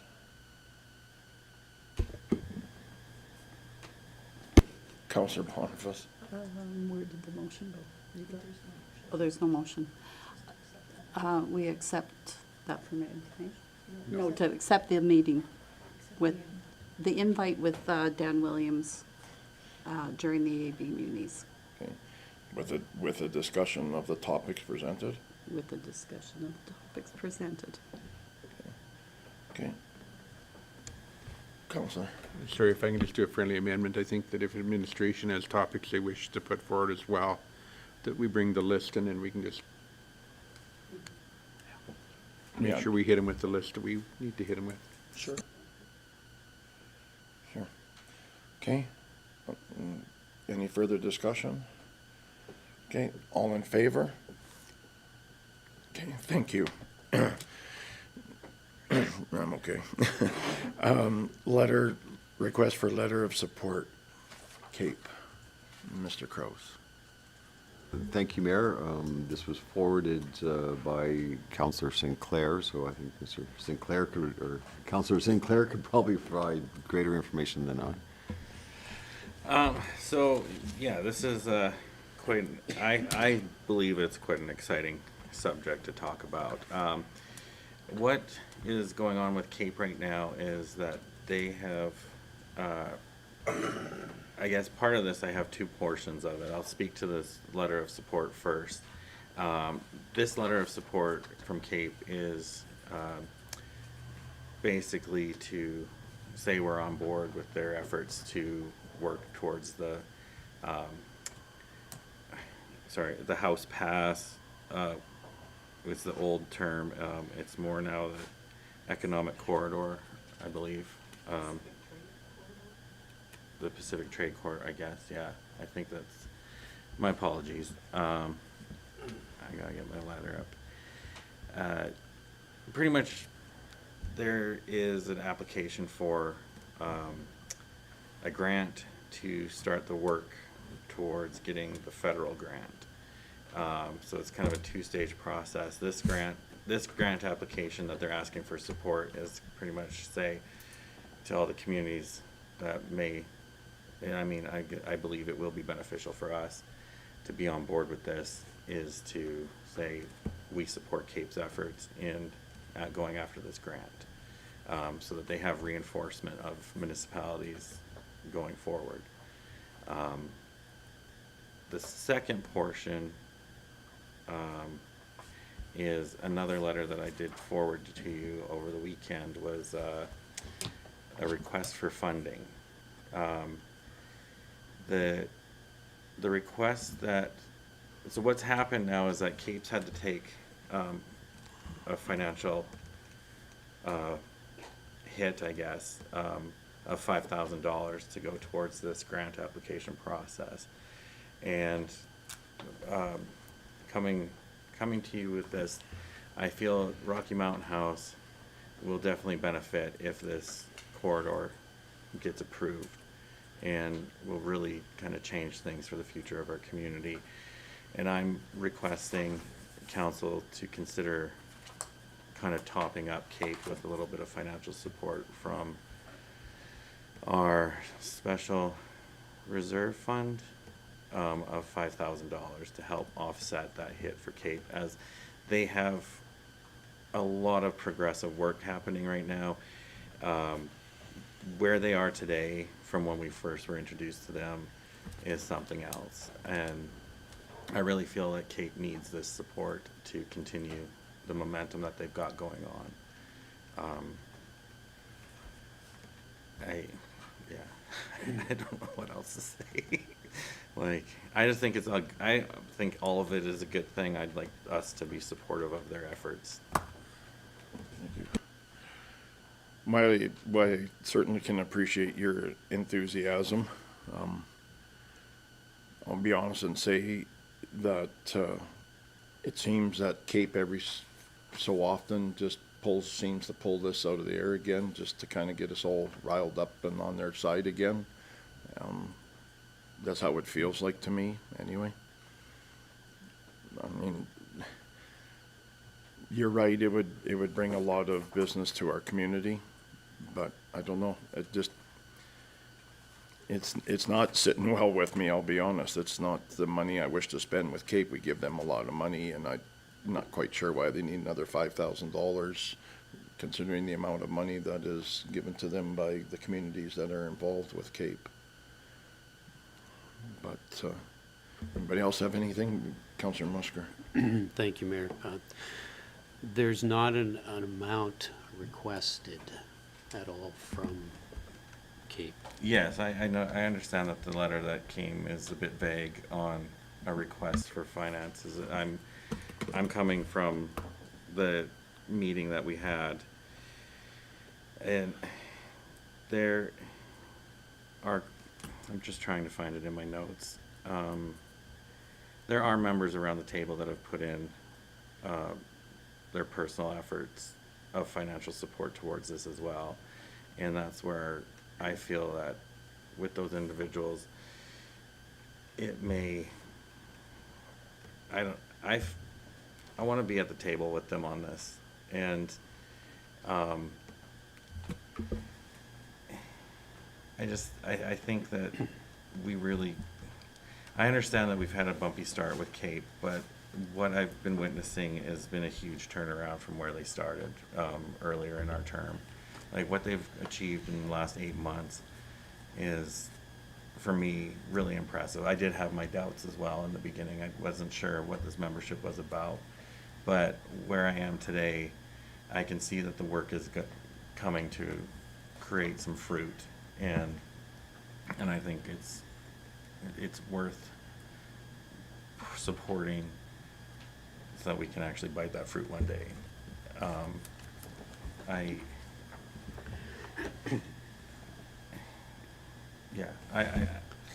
I'm a believer in it.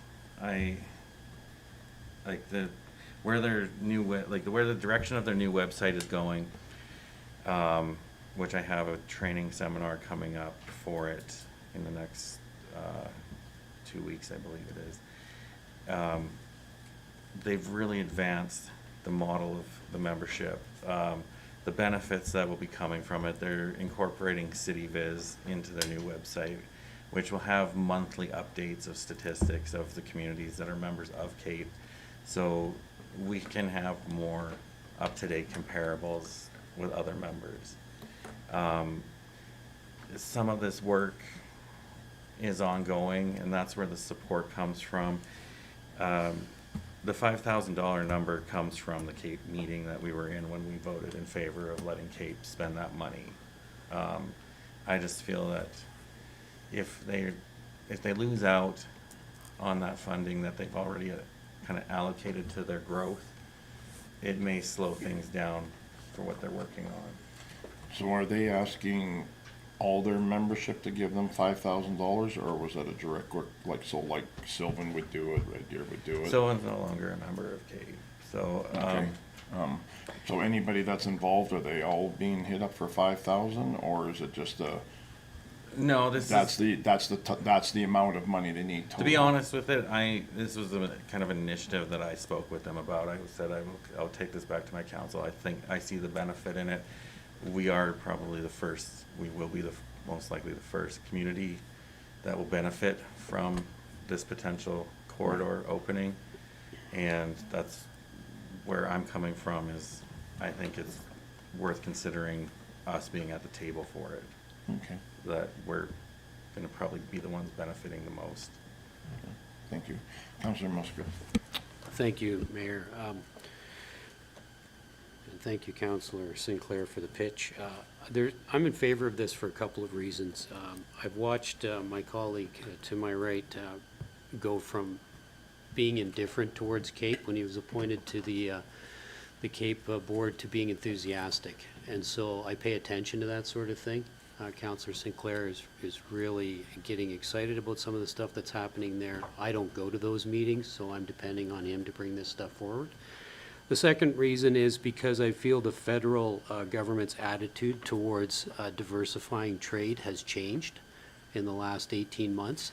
To use the examples of the past decades regarding House Pass development, things have changed. All of our trade went south, and now they're talking about increasing trade off the Pacific coast. I think we would be remiss not to throw a few $1,000s at this and show our support. We are right on Highway 11, right? Everything that happens west is going to come through here. And so it's not an exorbitant amount of money. And so that's why I'm in favor of, I would like it to be formalized with some hard numbers and things like that. But I'm in favor of supporting this financially so that they can get this application in. It's to transport Canada, right? This isn't provincial, but I'm sure the province is keen on it too. We could talk to the Minister of Municipal Affairs about that maybe too. I'm in favor. Okay, thank you. Councillor Stalker. Thank you, Mayor Boniface.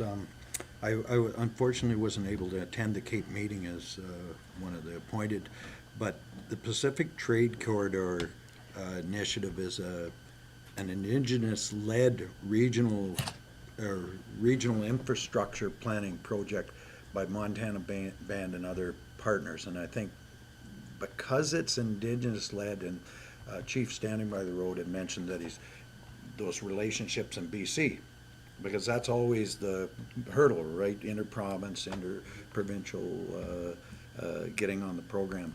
I think we have a real chance on this one being provincial-led. The federal government, as you have said, Councilor Mariska, is certainly up for making sure our commodities can reach the coast.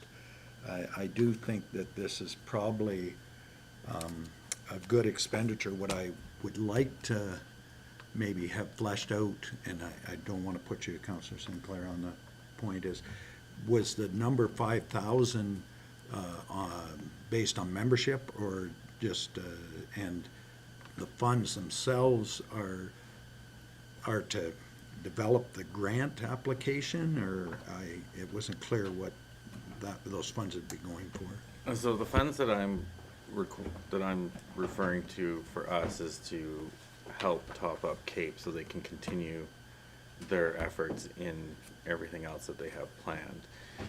CAPE was requested $5,000 to help the team that will be applying for this grant to have some compensation and some flexibility in the way that costs that occur. I don't know how to write grants for this type of money. So I know that like Montana First Nations is in behind it, Chief Leonard is behind it, and Cape is now behind it. I would just like to have us be supportive of Cape's efforts to continue this movement that's happening. That's kind of where I'm coming from. I just feel like if Cape has shifted money over to this application process, I'd like to, my mission was to try to see if there's any way we could help support Cape to continue the work that they're already working on as well. Like the, a lot of the programming, and the benefits with the membership, the continuing of the building of the new website. There's just there's a lot of projects going on with them, and I just would hate for them to run out of money and not be able to complete some of this stuff, because I think it's a benefit to our membership with them. Thank you. Councillor Musker. Thank you, Mayor. To Councillor Sinclair, it just sounds weird that we're going to be topping up Cape so that they can continue some of their other stuff. I'd be more comfortable with saying this, this is going towards supporting the grant application directly. It just sounds cleaner, right? So is that an opportunity? Is that an option? Councillor Sinclair. Yeah, I believe that's the approach that we're comfortable with going for, and we can say that this is what we're willing to send towards it, and maybe it readjusts. Could how we they- ask them for a formal letter stating the request so that we could, like, send them a letter or yourself, I don't care who, how, it doesn't have to be that official, but ask for an official letter from them saying this is the kind of money they need to proceed with the grant? Yeah. And then bring that back to us to vote on that as opposed to us just topping up their kitty? Sure. Yeah, that makes sense. Councillor Boniface. Where did the $5,000 dollar amount come from? It came from money that they had set aside for their work on other programming that they were working on. It's kind of, they're basically shifting funds, taking it away from other things that they're working on to make it work for this grant application. And that's why I'm kind of sympathetic towards it, because it's taking their resources away from one thing to feed another thing. Councillor Schippold. Thank you, Mayor Boniface. So I have a bad taste in my mouth from Cape for years. And all of a sudden we get your proposal, you know, throwing them the life raft, or whatever. And it appears to me that it's us throwing them the lifeline. And I guess where I'm at is they got a budgeting process that they go through. Yes, they got new management, they got everything in there. I'm not sure I'm in favor of this lifeline. Just that I look at the history there, and the debate was really going to be this fall when we talk about it, is if we're going to remain, if we're going to be Sylvan Lake and not remain part of Cape. I appreciate what they're doing and where they're going, and it's probably long overdue. I just don't know that we, in their billing cycle come fall, when they bill everybody, if they're short funds, then that'd be the time that everybody gets billed on a per capita basis versus this process right now. So I guess I'm just not 100% sure if we need to go there or don't go there. Now, I hear your passion and where it's going and how we think it's going to be better. To Mayor Boniface's point, we've heard that song and dance for several years. So I'm not 100% convinced that I'd vote in favor of a motion to send them $5,000 at this point. There's, other than listening to what you have to say,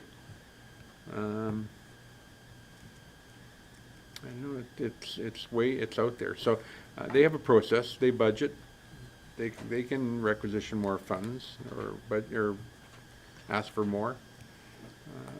They got a cycle, I think we leave it to their cycle and they come up with the money that way on a per capita basis. Convince me I'm where I'm at.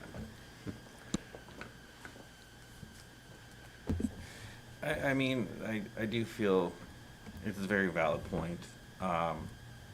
I've just seen, for me, being a part of this now is to see the progress and I voted in favor. I'm a voting board member, and I voted in favor for Cape to spend the $5,000. Like, it was pretty much unanimous. We were all in support of it. It will definitely, hopefully, I believe that there's a chance this will be successful. The federal government seems to be really on board with opening up corridors for more trade diversification. I was just kind of like, when I learned how the money, like they had money reserved for planning for the membership programming and such, and then now they're adjusting their budget. I was just like, well, as much as I love the idea of supporting of the economic corridor subject, and what are we going to miss out if we can't finish this part this year? And like, it's just kind of going to postpone them, and that's kind of where, when I view it, I'm just like, well, is there any way we could help them continue the work to keep the projects flowing at the timeline that they're working on? I think they've made great progress in the last 8 months. I think there's a lot of value in this membership. And I just think that if there's something that we can do to help support them continue this, and if this has a lot of potential to be beneficial to us, and that's what I see in it. Councillor Musker. Thank you, Mayor. I'd like to remind council that this Friday we have a meeting with the Montana First Nations, and Clearwater County might be a great opportunity to bring this topic up since they're spearheading this specific trade corridor thing. All right, we don't have to make a decision today. We could have frank discussions, get their ideas and thoughts on it. What do you think? Councillor Shipple. Yeah, just one question. This 5,000, it would be an ask of the town of Rocky Mountain House, none of the other partners. Is that what I want to be clear on that. This was, again, an initiative that I took from it, and I asked Cape, how could we be more supportive, and I said, I'm gonna try and talk to my council, see if we can help you. Then it was requested, and then that initial email that I sent you all, it came back to recommend requesting a letter for assistance. And the letter of assistance came more in a vague details, not so direct in accounting style.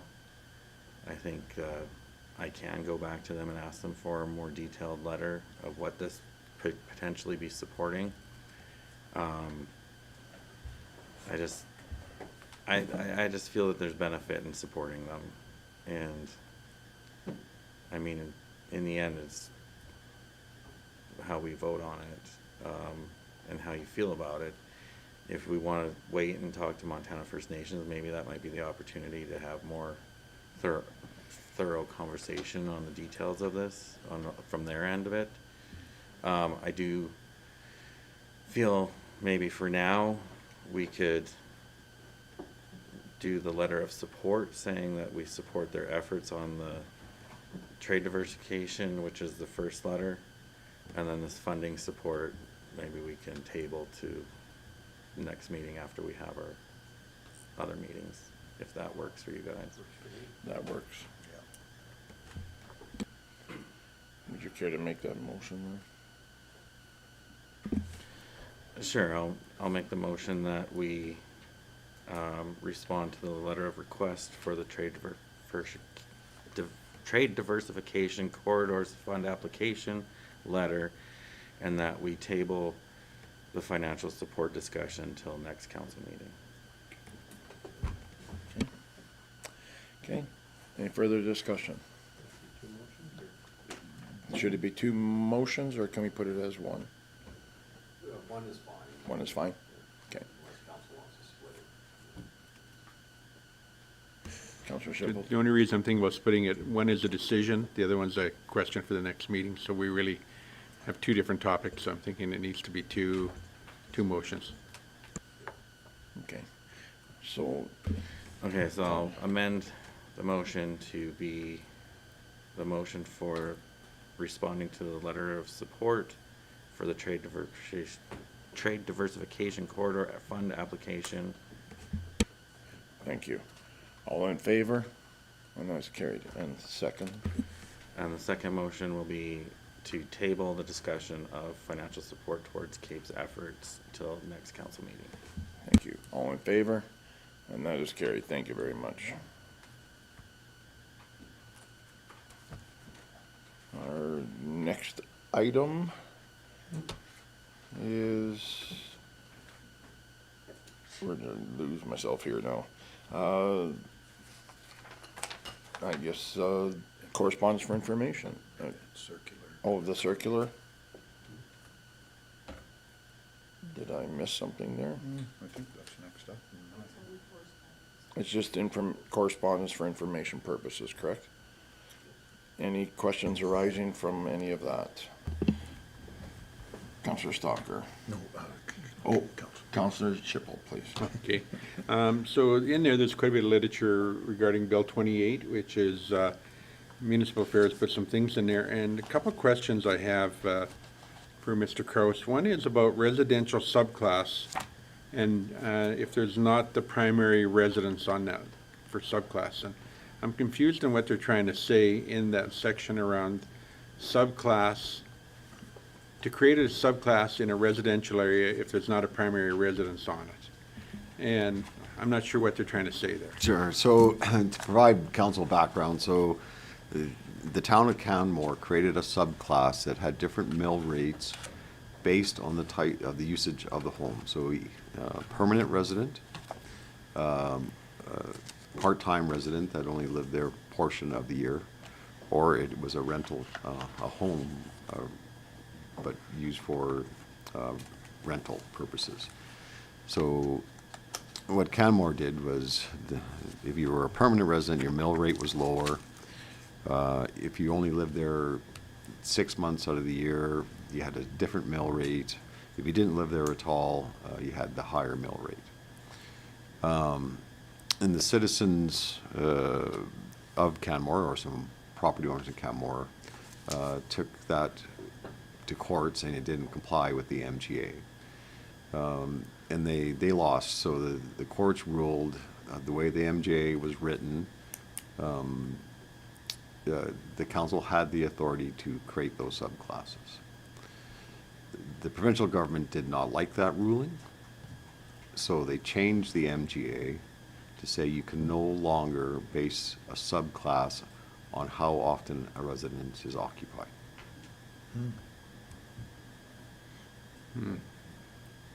That makes sense. Okay.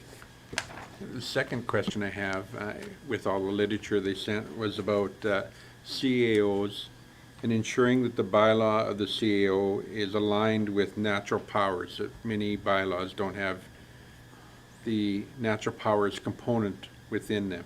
Does your CAO bylaw, do we have to revamp that, or do we have to add the We need to natural powers? review it just to ensure compliance, because really we were waiting for the ambiguity of what their meaning by natural person powers is. So they have clarified that in the MGA, where if it's in budget, if it's normal administrative duties, and all of that. So really what it came down to was, if I exercise a natural person power of initiating a lawsuit, for example, I would need to bring that to council, unless you had it in the CAO bylaw giving me that authority. But we will need to review the bylaw. Okay. Yeah. Thank you, Councillor Stalker. Thank you, Mr. Boniface. I had a question for administration around the circular economy and the single stream recycling. As I read that document, it seems that we're now going to just put everything in one, October 26 into one container? Does this? And then, I did have a second question, but we'll around that. Kind of. So the Circular Materials is the producer responsibility organization that in Alberta now must take care of paper and packaging products on behalf of the producers. And so they are taking over our curbside collection. However, there'll be no change on the residents' end except for a few more things that you can put in. Right now, because it's been phased in now the last 18 months or so, this extended producer responsibility legislation in Alberta. And so right now, each municipality and what goes in the blue bin varies from municipality to municipality. My parents come and they put stuff in my bin and I'm taking it out. I said, no, we can't put that in our blue bin. It's got to go somewhere else. So come October 1, every municipality in Alberta who has a blue bin program, they will accept the same materials.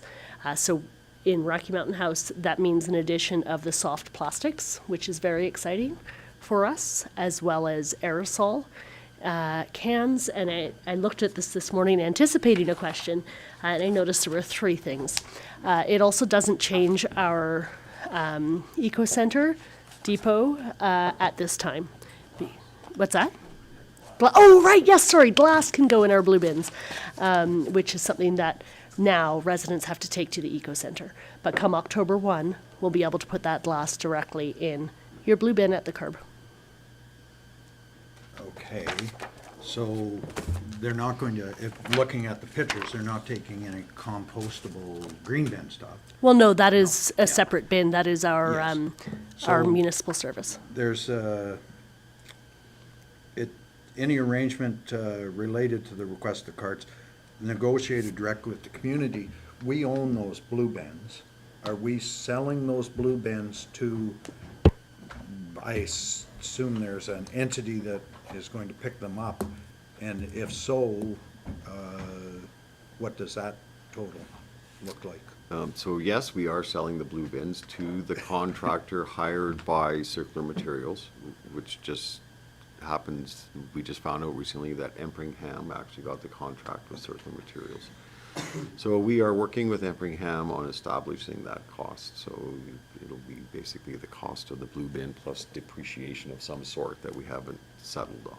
But yes, we would be selling the blue bins to the contractor. And just kind of what is a blue bin worth to buy? Sorry. 130? Like, Yeah, each? somewhere there, When yeah. when you buy in bulk like we did. Yeah, I thought But, that may have yeah. been more expensive. So I'm just trying to get a ballpark number, what might be there. I mean, I don't think we should change ourselves as a municipality on the value of those blue bins. They're in place, they're already distributed. No, we'll get Good. full current market value. Oh, excellent. Yeah. The Well, depreciation, Depreciated, but, Yeah, I but they're mean- not that old. I mean, it's There it only is. a few years. and they're only picked up every 2 weeks or whatever it is. The depreciation should be covered by inflation. Okay, excellent. Thank you. Councillor Shippold. Thank you, Mayor Boniface. One last question about my inquiries about good driver protection. And I had other items. So are we going to be getting another report with my other questions answered in it? Or one of my questions was if we can get a list in the last few months of tickets issued, warnings issued, and verbal warnings issued. That's not in this. And And then the other one was, what is a warning ticket and what happens with that? And so, in this case, we talk about the good driver protection, but there's a couple questions that I'd asked, and I'm assuming there's still another report coming. Go ahead. No, but, I've asked Darren for the next, report that comes to council for administration, to add those requirements into it. So keep in mind, any verbal reports or verbal, occurrences haven't been recorded. But they've changed the system now, so they are recording. So it's just a different column, so you'll get those moving forward as of the last council meeting, but not prior to that, because we didn't keep track of them. Did we not keep track of them because there wasn't any, or just didn't keep track of them? The system didn't allow for it, so we never did, but now we've changed the system to allow. So all the peace officers have been told to keep track of them. So my question is it because we didn't do any, or we just didn't have a system in place? Sorry. No system was in place, because that was never a request before, so we just didn't. So yes, But we definitely. did do verbal warnings, or we didn't do verbal warnings? We did lots of verbal warnings. Okay, so we don't have an actual number, though?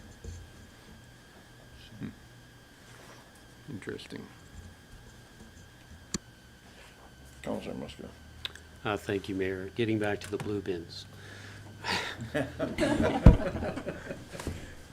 I anticipate more trash being diverted into the blue bin. My wife and I grabbed a small one when they originally came out. So for residents who want to increase to a larger one, because they anticipate putting more stuff in there, is that an option without cost?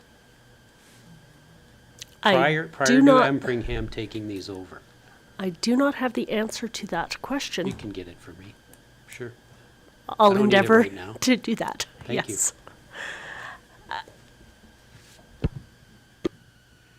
Thank you. Any further questions on any of the information we have here? Okay, can I get a motion to accept, please? Councillor, I make a motion to accept correspondence for information.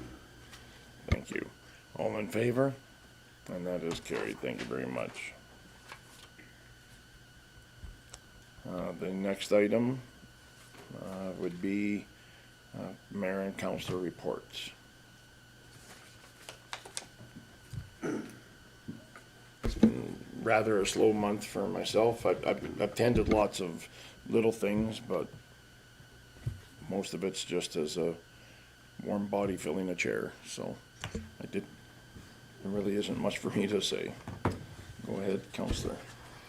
There's been a change of leadership in the Community Futures, so Kelly Carrick has stepped down and moved on to other opportunities. And there's a new lady used to be involved with the Chamber of Red Deer Commerce. Amber Mack is sort of taking the helm there now. So there's some stuff happening there that's new. And there was some conversation about committee members going to conference. That would all be funded by the Community Futures Group directly. So only a few people could go to it. So I got to see that happen. I was at that North Saskatchewan River watershed thing.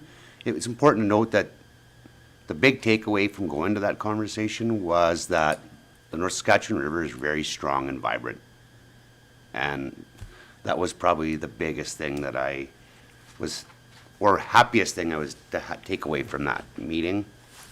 And I think that was pretty well all for this month, other than my adventures at the historic park.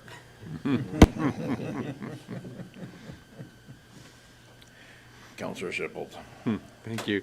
The deputy mayor has upped his game at the historical park.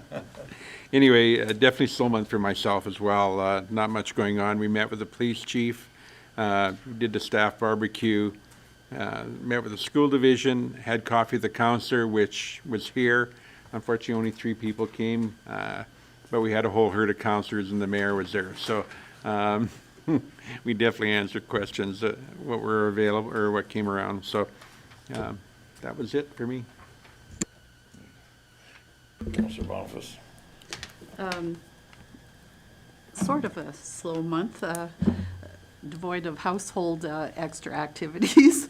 But we did manage to get to Market on Main, the first one there, and that was very nice to see how busy it was, active it was, and the food was amazing as always. I've also seen some improvement in the community about the after-school care and the summertime care for children that is being looked after from the Boys and Girls Club. So that seems to be fixing itself, so that's great to see. Kick It to the Curb was also very successful. I've heard lots of comments, and I've also heard, when's the next one? And when the answer is September, I get a, ah. So that's good to see that it's working so well.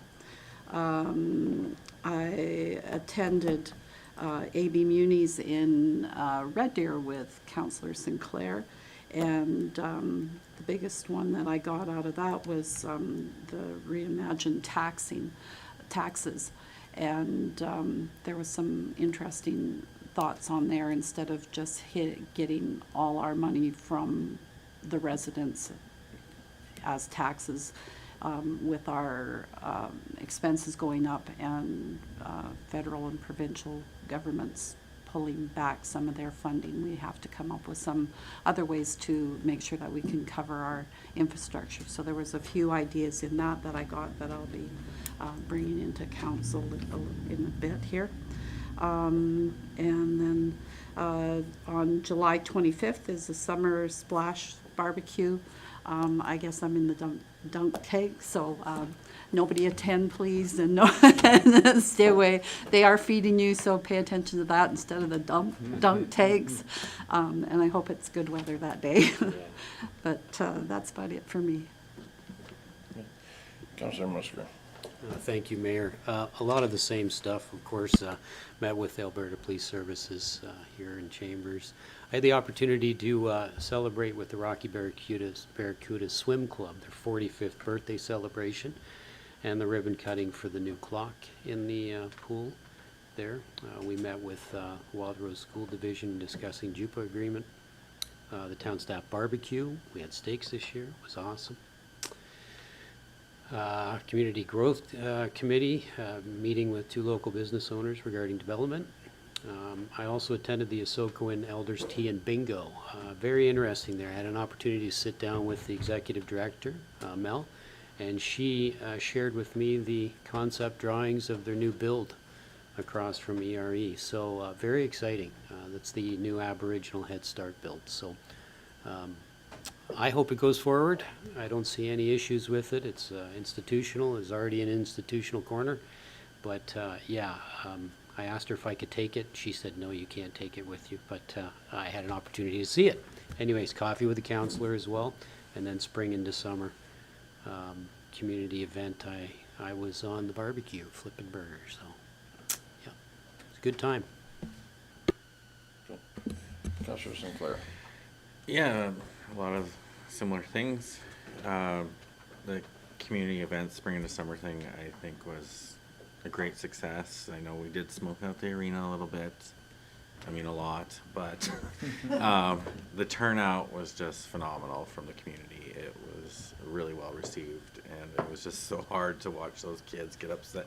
Once we started, like once it was over and you're turning off the bouncy castles, everything starts deflating, so do these kids, and it's just like, it was just hard. I was like, oh, anyway, it was good. And then, yeah, coffee with the counselor, I always think those are successful, and a lot of value there, so that's about it. Thank you. Anyone else? No. Can I get a motion to accept our reports? I make a motion to accept council reports for information. Thank you. All in favor? And that is carried. Thank you very much. Our next is the action list. Mr. Kraus. Yeah, thank you, Mayor. So the only open item was the SDAB bylaw, and council approved that today. So next one, we'll have all the action lists from this meeting. And there's quite a few. So we'll do it. Thank you. Next is administrative inquiries. Are there any today? I beg your pardon? I apologize. Can I get a motion to accept? Make a motion to accept the action list for information. Okay, thank you very much. All in favor? Thank you. Next is administration inquires. Councilor Shipple. I took a hiatus for a few meetings, but I'm back. So I want to talk about the Walk of History. We advertise that on a sign coming into Rocky from both directions to check out our Walk of History. And the feedback I've been getting is the Walk of History needs some tender loving care.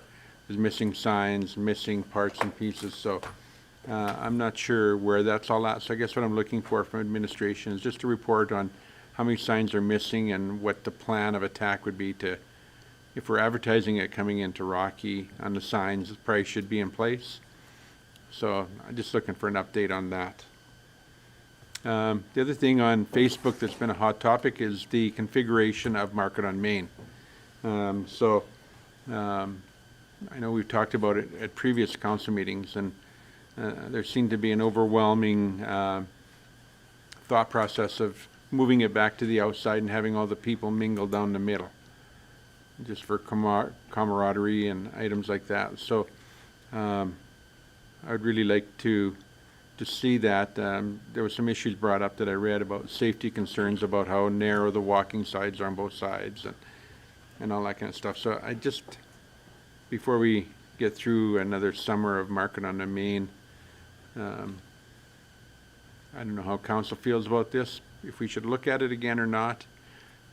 But the take on Facebook from the people on there and voice your opinion, which again is just a voice your opinion, is we should maybe have a look at going back to the way it once upon a time was. So, Thank you, Mayor. We can review that, but I will tell you, when we move it back, we'll get another set of complaints going, saying we prefer it the other way. Because we have explored both sides, so, and, you know, some of the vendors prefer it this way, some of the business prefer it this way because their store is exposed, where the other way, their store is not exposed to the public walking down the middle. But we can review it, and maybe we can do it 50-50. I think that's what I just heard you say, it's a 50-50 on who's gonna like it. yeah, not I'm just so- saying, we're not gonna please everyone on the format of that. I think it's a great event, but we're gonna hear from either which way. Yeah, not disagreeing. I mean, the comments were pretty much leaning towards the fact that the old system allowed for better people access. So Yeah. whether it does or doesn't, I'd just like to maybe have another look at that. There was a discussion about moving it down to the bottom of the hill for a period of time, but it's migrated pretty much down there now with the amount of booths that are in there, so I don't think that's as big of an issue, but it seems like walking patterns has become an issue. So, did you have a comment on Market on Main? I did. Can I just jump over and then I'll finish my list? Sure. Thank you, Mayor. Go ahead. When I went through all the comments too, and definitely the businesses sounded like they were more happy with this because people are walking on the street in front of them and more exposure. The only thing I kind of picked up on that one was that how we've lost that space is that the cars in the middle are parked quite far apart, so there's this big open thing in the back of the booth, so if the cars, they get them to park them closer, that might move the tents in and give a little more walking space, because yeah, it was crowded, and having the stairs there and stuff, they're tripping hazards and stuff like that, so it was hard navigating around all the people with that. But just thought. Councilor Musgrave. Thank you. Just a comment on Market on Main. Having it busy, swarms of people, that's what we want. Yes. Counselor, go ahead. Thank you, Mayor Bonfils. So my other item on here is Highway 11 and 22 at the north end. We've talked about the, us doing a, that north area plan for residential in there. Briefly talked on it today about what is Alberta Transportation's role with the traffic circle and when that's gonna happen. I'm thinking that that maybe likely has to happen sooner than later if we're gonna start doing development in the north end of town. Maybe we should be addressing concerns with Alberta Transportation and try to get a update on a timeline if in fact the traffic circle is what they wanna put in there. Just so that we try to align us doing a development in the north end along with access onto Highway 11 at that intersection, because right now you put your life in your own hands on that intersection. So I'm thinking that maybe it's time to knock on Alberta Transportation's door and say, hey, what is the long-term plan on that? So can we just maybe send a letter or? Yeah, we could inquire with it. I do know it's not on their 10-year plan. Because last year, we recall, they just did a upgrade to it, because it's not on their 10-year plan. But to move that forward, then that would probably take some advocacy of council with the minister. I'm thinking a time may have come, because I don't, even with their upgrades they did last year, I wouldn't call it upgrades. well, I wouldn't either. I'm more confused now at that intersection than I was before. So I just think with us looking at the north end of town, we should try to maybe get it, the window shortened up. Yeah, and I think when we do the traffic impact assessment for that north area, I think that will really trigger the conversation with them also. Good idea. Very good. And then the last thing is, while we're talking with Alberta Transportation, is the lights coming into Rocky on the overpass. They haven't been working for likely about a year now, I'm thinking. I'm not sure.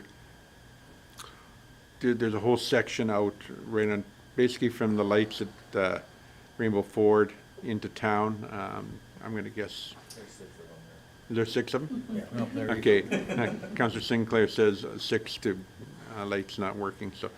At nighttime, it's almost like you go up the hill and there's a blind spot in there, so. So, you know, and I'd have to confirm with Alberta Transportation if this falls within the overall plan, but if you recall, the council advocated for streetlights all along Highway 11 through town. Alberta Transportation agreed to do that, and they would put it in the tender package for the twinning of Highway 11, which I think is now 2027 for the actual work. Yeah. So they might be just waiting for that, so they do the whole stretch at one time if there's something wrong with those lights. But I would have to confirm with Alberta Transportation on that. Can we confirm with Yeah, them? Just no, get it. we'll do a phone call to them, so, yeah, it's just me. Thank you. Counselor Stalker. And maybe a follow-up question about the Walk of History. I was in Whitehorse, and they have a Walk of History there. Dawson City, the whole darn place is a Walk of History as you go. But Whitehorse had a really impressive bronze bus, and I recognize there's a cost associated with this to upgrade our Walk of History. But as I walked along, all of a sudden you went, oh, who's this person? You started reading about the history of the location, and of course, we have a great history here in Rocky to share, and I'm wondering if it's worth a look at what we're trying to market on that Walk of History. Because I've seen the plaques, you know, about buildings and stuff, but I mean, we certainly have the David Thompson tramping all over the country and his history, and I don't know the history well in this country like some, but I'm wondering if we're going to bring people downtown, that there might not be a huge expense to really try and enhance that. And I don't know if that's something that council would like to explore, or there's money associated with doing that. So, and I don't know if this is the appropriate place to have that discussion, or we should move that to a future council meeting. Paul. Anything further? Mr. Cross, I had asked some time ago about a 15-minute parking sign in front of the florist shop. Okay. Did that ever get to go anywhere? I do know the Director of Engineering and Operations was to talk to the business owner, but I would have to follow up on how that conversation went. So. Thank you. Okay. Nothing further? Okay. Notices of motion? None? We need to go into a closed session. It is 11:45. Do we wish to take a half-hour lunch break and then come back, or do we want to just go right into closed session? I think it's fairly, well, it's not too bad today. What's the feeling here? Just go right in and keep going? Yeah, we'll take a break here. So 10-minute break then, please. Then we'll come back and go into closed session.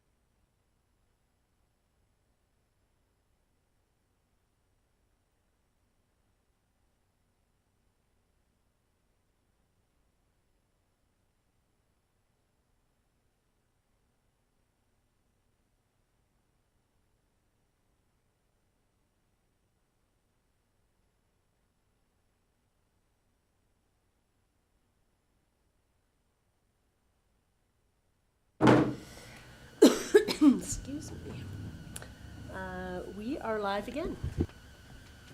We're back. I need a motion to go into closed session, please. Counselor Shipple. Thank you. I also make a motion that we move into closed session. Thank you. All in favor? That is carried. Thank you very much.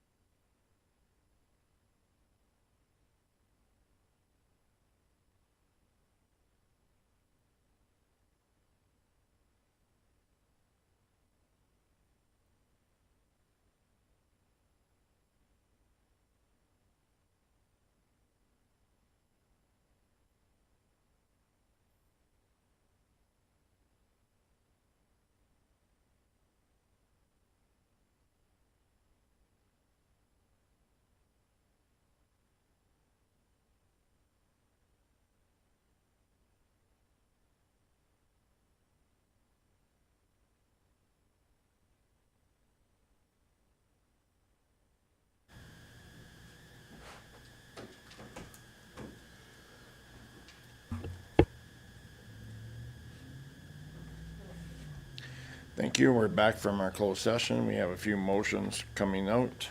First one, please.